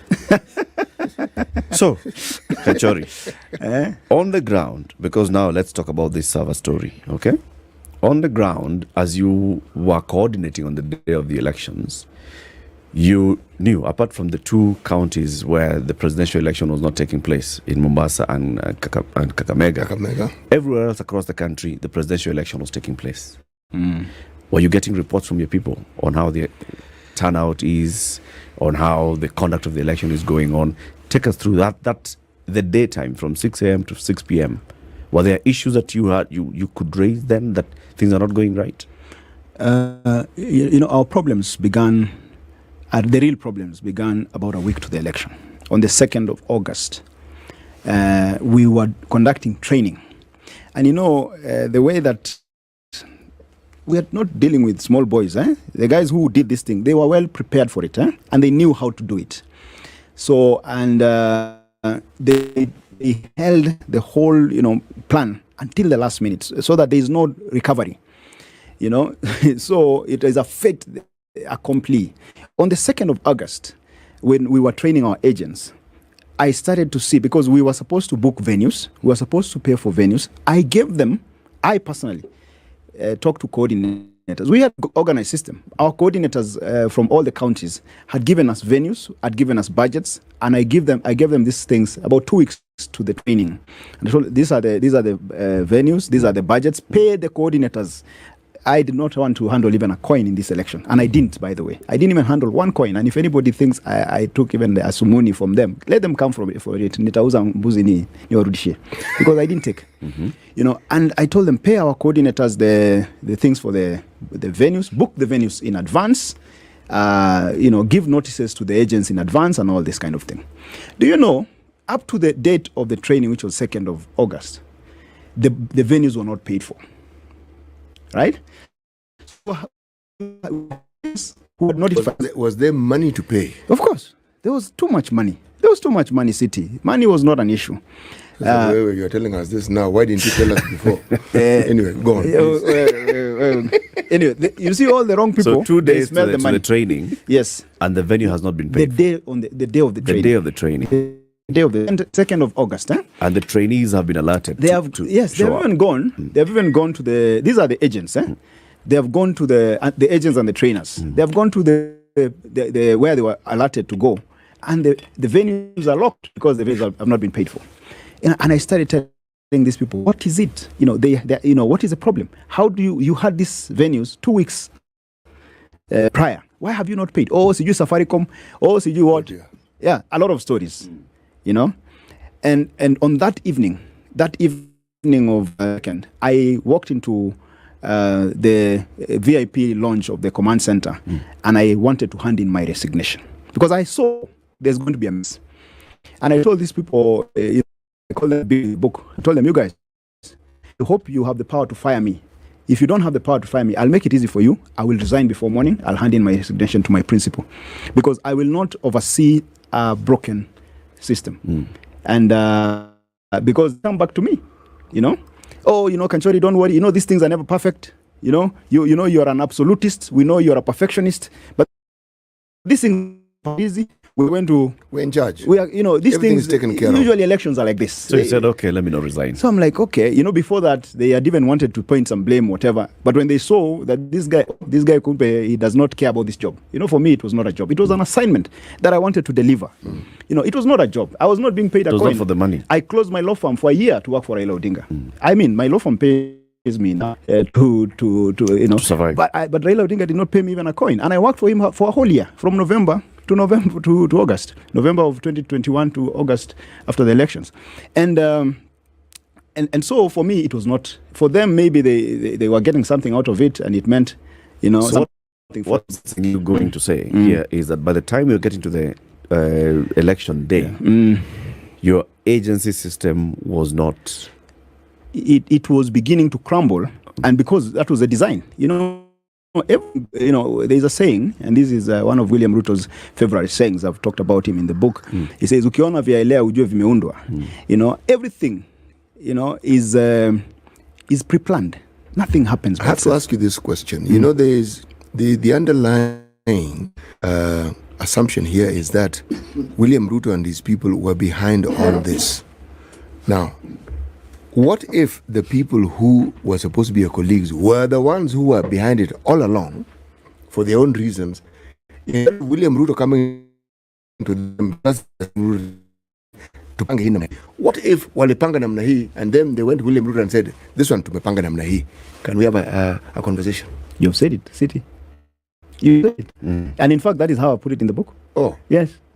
Kupanga namna hii, it is even in the book. So you've said, have you read it already? I have not read the book. I have not read anything. So about the truth is the truth. I just know the book. The truth is the truth. So kikulacho kilikuwa nguoni. It was not about William Ruto. Na ilikula ikanona. Sio tu ilikula. Okay. Server issue. And just I've been corrected by Barack Muluka. Actually, we were given targets as members of the presidential campaign team. I was in that presidential campaign team. And I traversed the whole country. In fact, I went to 285 constituencies out of 290 constituencies.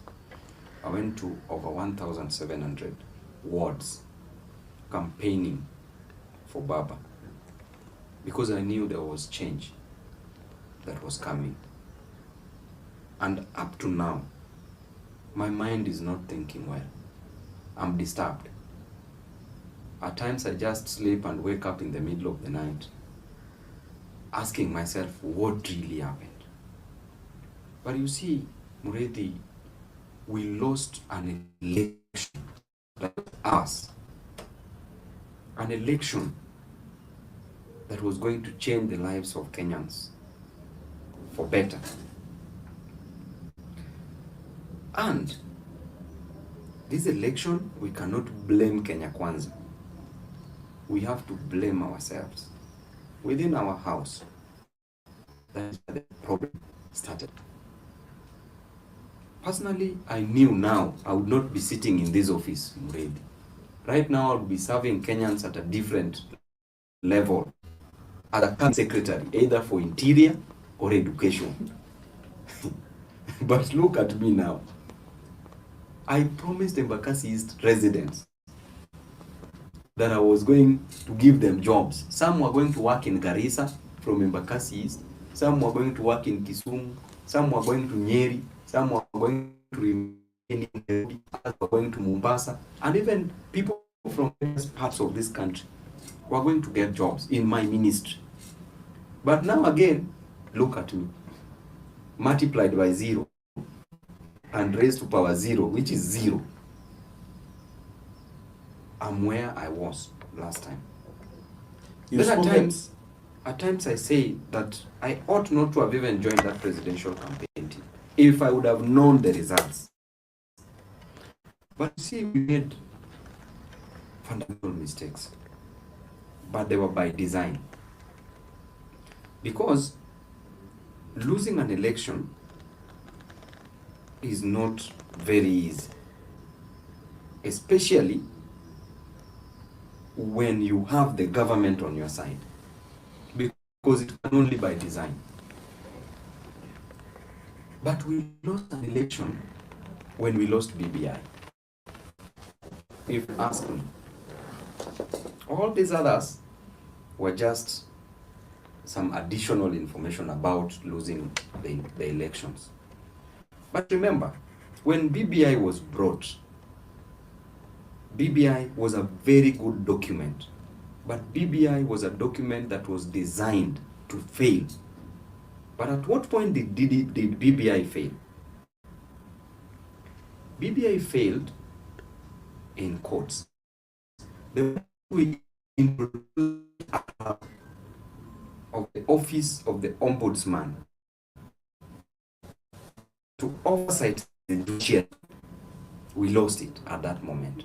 But the person who brought it in knew it, because judiciary would not pass something that was going to oversight.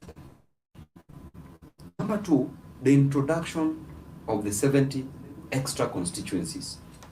It was going to increase the wage bill.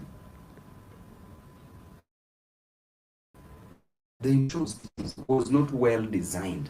They were supposed to be done purely by IBC. But we brought it in the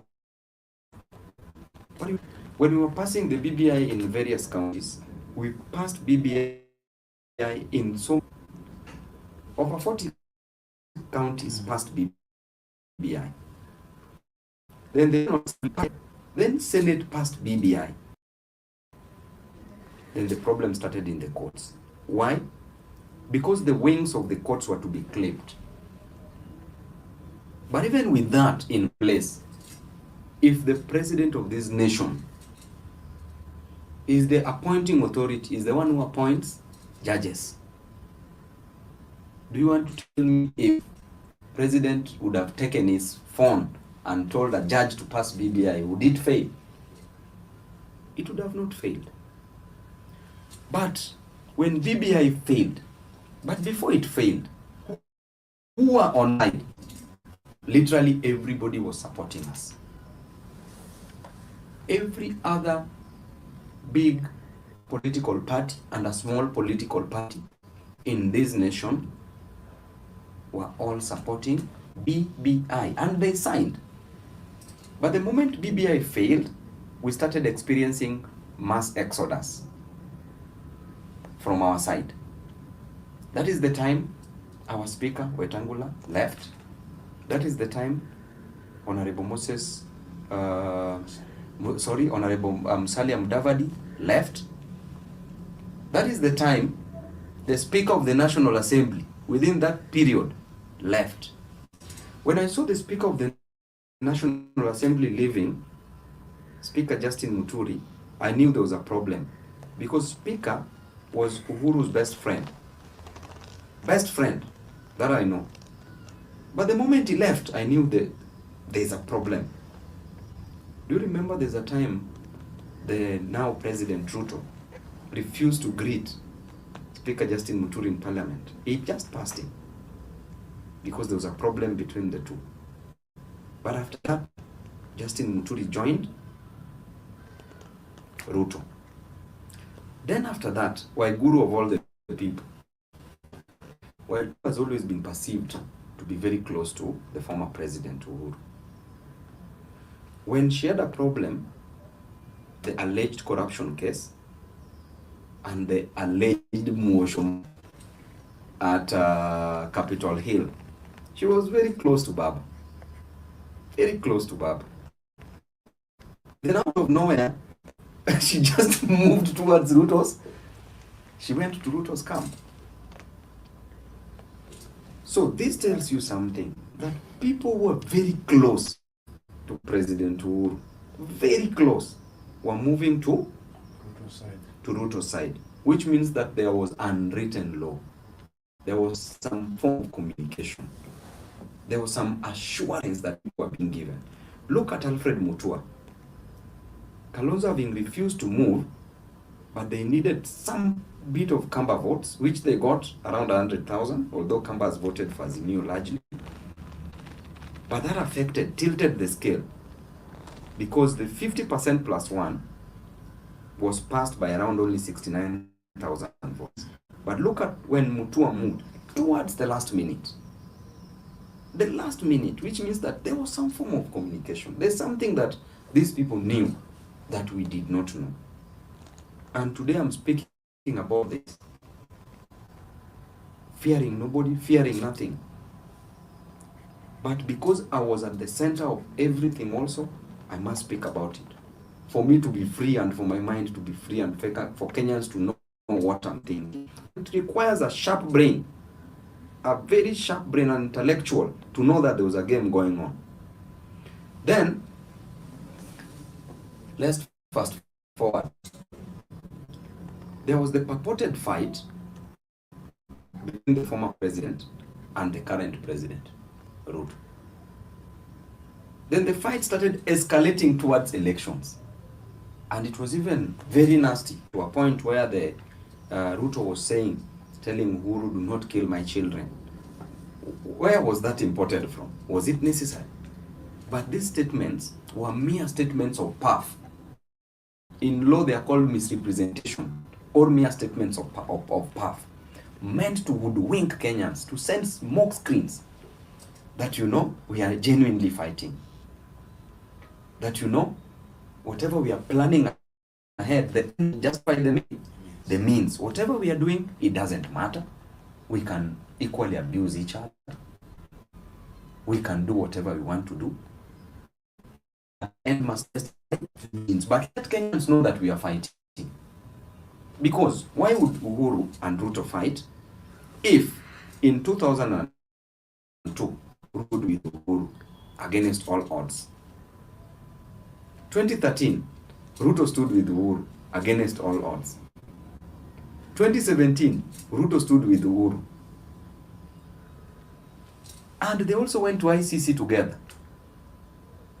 So what is it that went wrong between the two? Nothing. After all, I advised that if somebody fights for you so much, and if you loses, you will always owe the person. But if you win, you will reward the person. So they fought in 2002, they lost together. So they fought in 2013 and 2017, they won together, which means Uhuru had to reward Ruto. What is this thing that Baba did to Uhuru that Uhuru ought to have rewarded him? Nothing. Truth be told. But you see, having known that after the 2017 elections took place, we had to go for handshake. Why? Because the economy was going up. Without peace, without peace, the economy will always go down, because the economy of a state is controlled by the political activities of that state. And the political activities of a state controls the economy of a nation or of a state. Because there were demonstrations, the economy was down, there are no jobs, people are crying left, right, and center because of hunger. The only best thing that ought to have been done was so that people can go to their various jobs, children can go to school, people can do businesses. But that is where wisdom came in already. That you, as the president, let me bring Raila close, because we cannot rule without him. So what do? I have to handshake him. The new Ruto, as the deputy president, play opposition within the government. Historically and politically, any other person who was not in line with the president of this nation was either resigning or retiring or made to resign. But this didn't happen with the then deputy president, who is Ruto. He didn't resign, but he played opposition within the government. Then Baba, having come with a clean heart, he who comes to equity comes with clean hands. That is a maxim. So Baba came with clean hands, but the other parties did not come with clean hands. The hands were hidden. And it reminds me of Adam Smith. Adam Smith said in his book that he wrote about the wealth of nations, the book called Wealth of Nations, Adam Smith said, it is not by the benevolence of the brewer, nor the chef, nor the waiter that you get to eat your dinner, but it is by their interest attached to it. Wealth of nations. So if you look at this, it was completely interest-based. That once I handle Baba, I will rule this country. But because I had promised you, zangu kumi zako kumi, we have to fulfill this promise. Because we have the, in quotes, purported tyranny of numbers. So what do? Agree, play opposition, me, I'm in government. Of course, I'm with Baba, he has agreed, we work together. But what do? I bring in BBI. Baba must also explain to his people why he's gone for handshake, what he needs for us, for his people. Then he'll have to tell his people that BBI is coming and BBI is about inclusivity. And therefore, we are going to form the next government because even the current government is in support of the BBI. Then the BBI comes, then fails. Then after the BBI fails, then now election campaign starts. But let me still stick with you in quotes. But when we were campaigning, of course, campaigns were going on smoothly. But if 2017 elections were stolen, and there was a proof by the fact that the Supreme Court nullified the elections, then why did we have to go back to elections with Chebukati as the chairman of IEBC? Why did we have to go back with him? We proposed in Parliament to remove Chebukati as members of Parliament. But we were told we will handle Chebukati. The same deep state, in quotes, told us we will handle Chebukati, so stay still. We said, okay, let's stay still. Of course, they say that there's a quote that says that if you're walking and you don't meet with the devil, know that you're going in the same direction. So indeed, we were going in the same direction. We were going in the same direction With the devil. with the devil. Yes. You see. So I can tell you that at that moment, we ought to have removed Chebukati. But again, we are being told that give us your IBC owners, give us 4 against 3. Then we produce 4, knowing very well that 4 are not powerful. The only person who holds powers there is who? The chairman. But chair is theirs. But we are convinced that we should not remove this chairman because he will deliver. Are you getting this?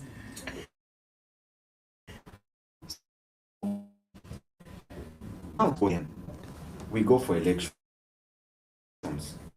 Then we are going for elections, even the polls, scientifically, personally, I'm a scientist. I did actually, I'm an actuary. Yes. Even got first class honors. We live in those polls. There is no any firm that can meddle with its polls because they know that they're going to lose business after that. Should the results come contrary to what they predicted. Yes. Okay? So, all the were consistently talking about Baba winning elections. Okay? Yes. Then there comes the deep state. On 10th, we went for elections. 10th, I talked to Baba. I called Baba, told Baba that I'm seeing we are losing elections. We are losing elections. But because Baba was also told that everything is fine, Baba told me that everything is fine. We will not lose the elections. Just be confident, do not panic. We are winning elections. But through my sources, I had received information that we are going to lose elections on 10th of August. Then after that, we are at Bomas. At Bomas, tactfully, when Ruto's people were losing elections, they were conceding defeat. How fast did they know? They were just trying to send signals that, you know, our people are sitting there for you as Baba, prepare to concede. They had already known the outcome of these results. But let me ask you, Muredi, in this country, election was done on 9th of August. By midnight, the president, the sitting president must know who is the president. How? Because we stopped voting at 6 p.m., counting starts at 6:30. And we are counting 700 ballot papers per polling station. Therefore, by 8 p.m., all 700 ballot papers are counted. And in every polling station, every polling center, first of all, every polling station, there's a policeman, belongs to the government. Every polling center, there is an NIS person that reports the results to the DCC. DCC reports the regional commissioner. Regional commissioner reports to Kibicho. Kibicho reports to Matiang'i, Matiang'i to president, or Kibicho direct to president. Therefore, by 9 p.m., all results in this nation, because we start by counting the presidential ballot papers. So by midnight, the President Uhuru Kenyatta known who won elections. Therefore, if Raila was defeated in quotes, we could still do something. Honestly, we had enough time. If Raila won, we could still protect his votes. Okay? Then intentionally, Ruto is leading as per our screens in the TVs. Then when Baba took over, when Baba was ahead of Ruto, then screens went off. No streaming of those results. So what was being done at that time? Is it not engineering or doctoring those results? But you're saying that by 10th, you'd already known that Ruto will win this election. So where is the doctoring coming in? I was being told, I did not know.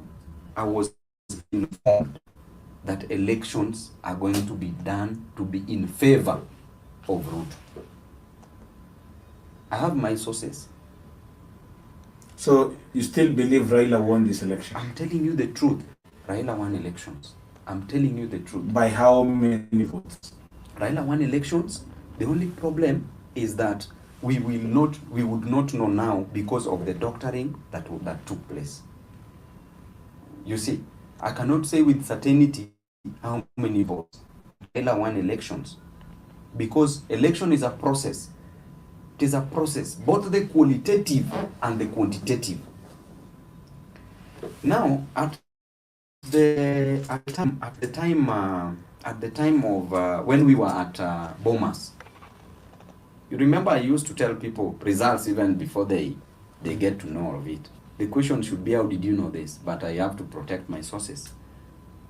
But I also had my deep state somewhere that was working for me, because I had invested my time, resources, energy, and even my life in that election. So I had to add my backup plan, which was giving me proper information.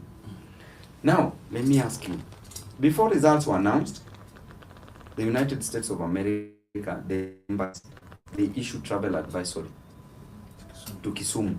Why Kisumu? They already knew what the results were going to be. Before the results were announced, before the ruling was declared, the report travel to where? By the United Nations. Why they hurry? So what's happening? If Uhuru wanted to win elections, number one, would Koome be the Chief Justice? No. He would leave it to Ouko, because he would tell him, okay, me, I'm leaving. I want to leave you with the Chief Justice. Ouko was overqualified. Okay, let Ouko be the Chief Justice. But why Koome? What was being planned? I see things.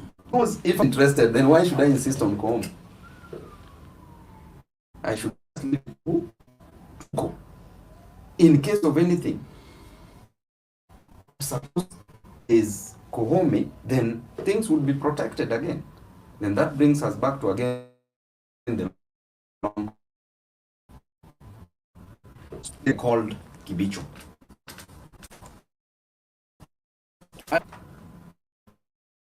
Things are moving. We need to act very fast. So he asked me, Babu, what do we do? I told him, Kibicho, we need to arrest Chebukati immediately. Do you know what Kimisho told me? Babu, wacha vita, wacha vita. Nikasema, what is happening na huyu mtu? Was this part of it? Was this? I'm telling you the truth. This man was supposed to be our person. But what happened? Wacha vita. Nikamwambia, no, it is you to arrest Chebukati for bungling what? Elections. Then Cherera to announce Baba as what? As one. As the winner.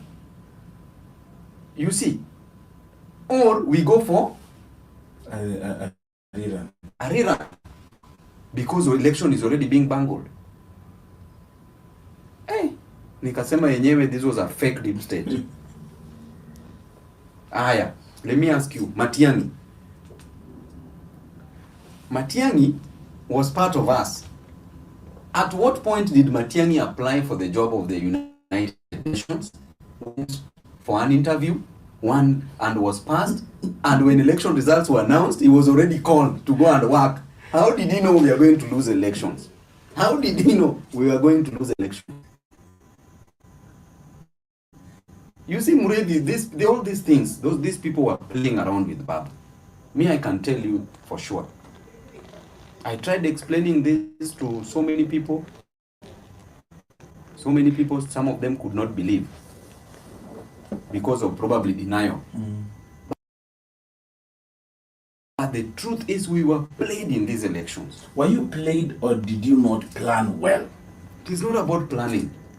If we could plan about elections, if we could campaign successfully, that was part of planning. As I told you, elections are about qualitative and quantitative. Qualitative is the campaign process. Quantitative is on the day of elections where we are receiving the results. Because if we talk about agents, do you want to tell me Ruto had agents in all the Nyanza polling stations? Let's be honest. But even if we didn't have agents in Central Province, Central Region, from here to Central, from Nairobi to Central is how many minutes using a chopper? 10, 15 minutes. We could get in military choppers to go and be agents in Central for us. The moment we realized we didn't have agents, it would only take 10, 15 minutes to have agents. But that then goes back to the question of planning, that you did not plan well, knowing that you wanted the Mount Kenya vote, and you had come in Mount Kenya so far and so much to leave Mount Kenya as a region and not consider it. It's not about planning. It is something that was designed to fail. What Raila has done, this was Raila's stab at the presidency. Baba was made to believe that he was going to be the president. So, if you're made to believe, and then this is Africa, do you think a sitting president can be defeated by around 200,000 votes only? It has happened before. It has happened before when Moi wanted Uhuru Kenyatta to be president. But what was the difference in votes? It was millions. Yes. Millions. But either way, look at it this way. This was Raila's fifth stab at the presidency. From every election that you lose or win, you come out with something called experience. It is the same as a relationship. You come out with experience. You cannot go into another election believing that somebody has told you they will make you president and they will make you president.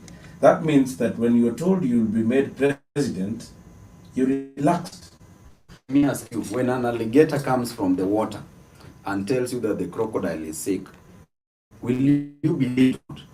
You will believe. So, Papa, because of the close relationship with the former President Uhuru, he was meant to believe that this thing was going to work. But let me tell you again. Let me just tell you again. You see, the issue of the supposed to be in Central. Do you know the reason why agents withdrew from their work in Central? They were agents. But agents were told that they were going to be paid in batches. At different times, in different proportions. In the morning, they were supposed to be sent money. In the afternoon, being sent money. At the time of counting, being sent money. But in the morning, intentionally, money was not being sent. What do you do as an agent? You say that these people have duped you. They were agents, but these agents were not paid. But the person who was paying these agents, I will not name the name, but I know, we all know. It's not even from our side. The person who was supposed to pay the agents was from Uhuru's side. You see? And this person intentionally refused to pay these agents. Intentionally. Then agents decided to withdraw because we are not being paid. We were hired to work with. We are not being paid. It was designed. It was designed. There's a question you're not answering, Mheshimiwa. Knowing the importance of... But we also must appreciate the current president. He is a sharp person. I'm not supporting him. I will objectively criticize him where necessary. But what as well, I will also appreciate that he's done it well. But what I must appreciate about Ruto, he met me in parliament. He asked me, Babu, do you believe that now I'm the president? He asked me. I told him, uletushinda na akili. Yes. That man is a sharp man. We cannot underrate him. Ama haiko sawa. Did you just abrogate everything on Uhuru Kenyatta and believe that he will make you president? Not making effort for you to be president. Let me tell you because something. if you were promised the Ministry of Education, you have to fight for it, and that is why you went to 1,700 wards. True or false? Yes. So that you can secure that position. So why would Raila be told by somebody else that the central region will be secured for him and he takes it as the gospel truth? Muredi, you know, no leader rules alone. As a leader, you must give other duties. Listen to it, yes. You must give other duties to people. You must delegate duties. However, at his level, he could not go in every part of this country to see whether there are agents or not. So the best thing that he did was to delegate the duties. And he delegated duties in different areas, in different levels. And do you think, again, if I may ask you that question back, do you think Baba, knowing very well that he's supposed to have agents in Central, would go without having agents in Central? He would not, genuinely speaking. So I want to tell you that agents were in Central, but by design, agents were not paid. Then the agents gave up. Okay? Yes. They stopped working. So everybody was given a duty. Even in Central region, there was a person who was heading it. There's a person who was in charge of those agents. In Rift Valley, there's a person who was heading and a person in charge of the agents. In different areas, there were people who were in charge of the agents. But the problem is, these agents were not paid. So the agents left the stations because they knew that they were being duped. So that is what led to the purported call of no agents in Central. But they were there, but not paid. They were told they paid in the morning, in the afternoon, and in the evening. So the moment you're not being paid, the moment food is not being brought to you, what do you do?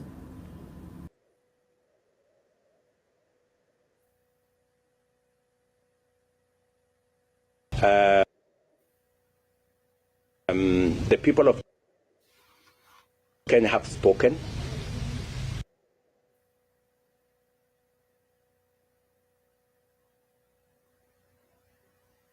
And we need to respect what they have said.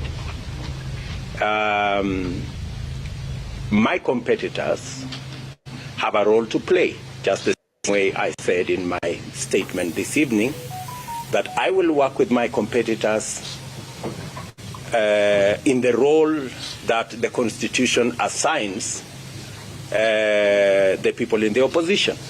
They will provide oversight over my government, and I intend to work with them in that capacity. I never believed in the handshake stories. I made my position very clear because I believe in democracy. I believe in a government that has checks and balances. When you have a government that does not have the opposition, you run the very high risk of having a government that is not accountable. Precisely what we have seen over the last 4 years, that we have had a situation where people who are supposed to be in the opposition are actually running matters in the executive. And that is why the people of Kenya voted for me and my team. They want a government that has checks and balances. And they want a government that is accountable.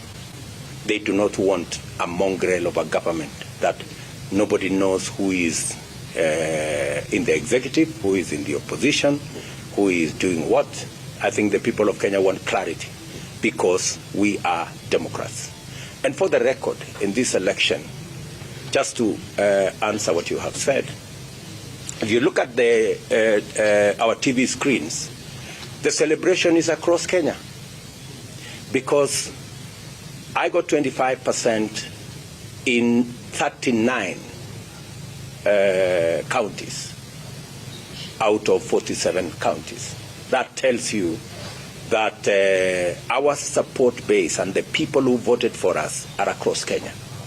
So there will not be any part of Kenya that will be left behind in our administration because we believe in an inclusive, democratic, progressive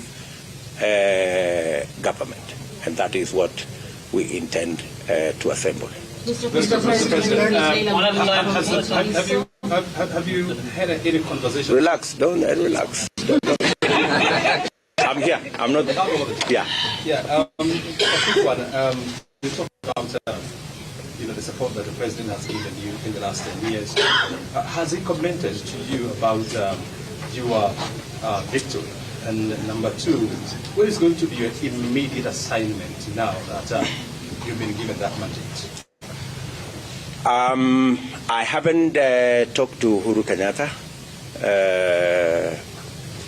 our outgoing president, but I am sure there will be a conversation because now I am the president-elect and there has to be a transition. And in that transition, I am sure there will be a discussion between the current president and myself, either at the transition committee situation, or I am sure that at some point this evening, maybe tomorrow, we will have a conversation. Again, as a Democrat, maybe I should disclose that this morning I called my competitor, the Honorable Raila Odinga, and I had a discussion with him. And we agreed that whatever the outcome of this election, we should have a conversation. He had offered in his statement, his closing statement in Kasarani, that he would be available for a handshake, you remember. And I said that I'd be available for us to have a cup of tea because there are areas we can agree on moving the country forward in the context of those of us who will be running the executive. And I'm sure my competitor will take up his role and his team as the opposition so that we can see how we can move the country forward. Kashuri, one at a time. The second question. Kashuri, let me listen to the lady. Kashuri, the lady first. Thank you, sir. My name is Leila from LTV. Yes, Leila. At the moment, we see celebrations, but we are also aware that in certain areas, there are protests against your declaration of being the president-elect at this particular moment. How do you speak to the entire country in your vision of uniting people who have a past of being disenfranchised? As I have said, my support base and my team's support base is broad. We obtained 25% of the vote in 39 counties. That leaves only 8 counties. And even in those 8 counties, it's just that we didn't make it to 25%. It doesn't mean we didn't get any votes. So we have supporters across Kenya. I also want to state here and now that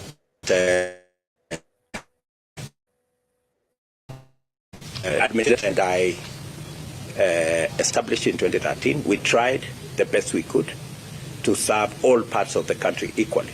If you look at all the programs we ran, whether there were programs on rural electrification, whether there were programs on Tibet, whether there were programs on equipment for hospitals, whether there were programs on making sure that we spread infrastructure, we endeavored to reach every part of Kenya. That is our philosophy.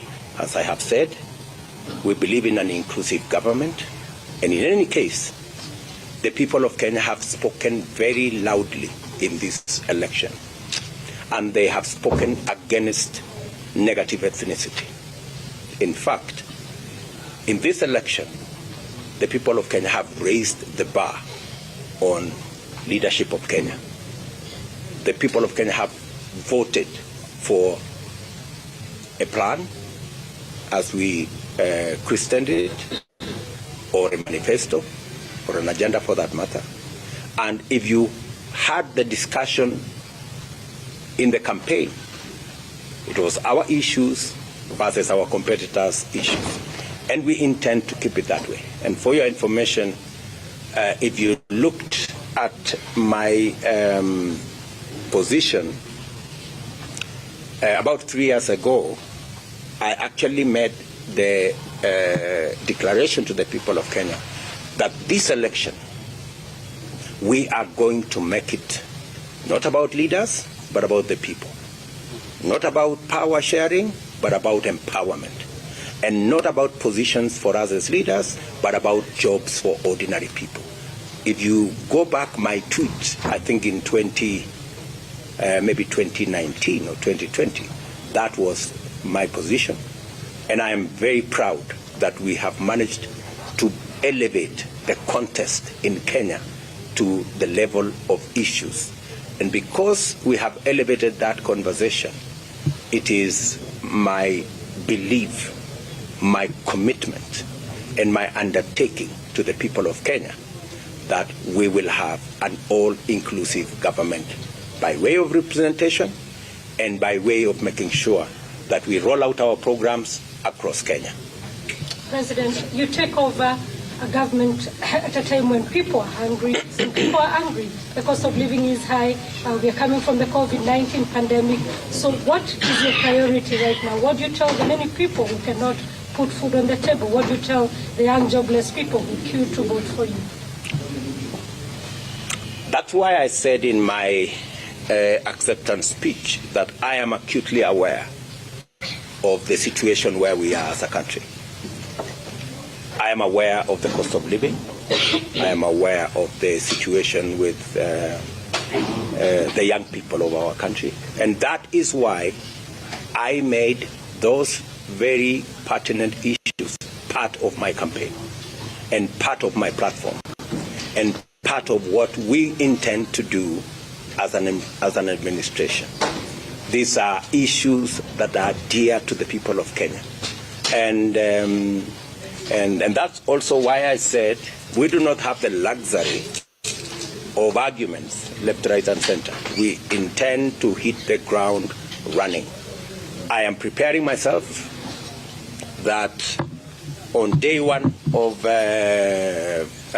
swearing in as president, when I have the legal power to do things, I have lined up a couple of executive orders on what I intend to do to get the country moving and to get the situation in the country under control. President, you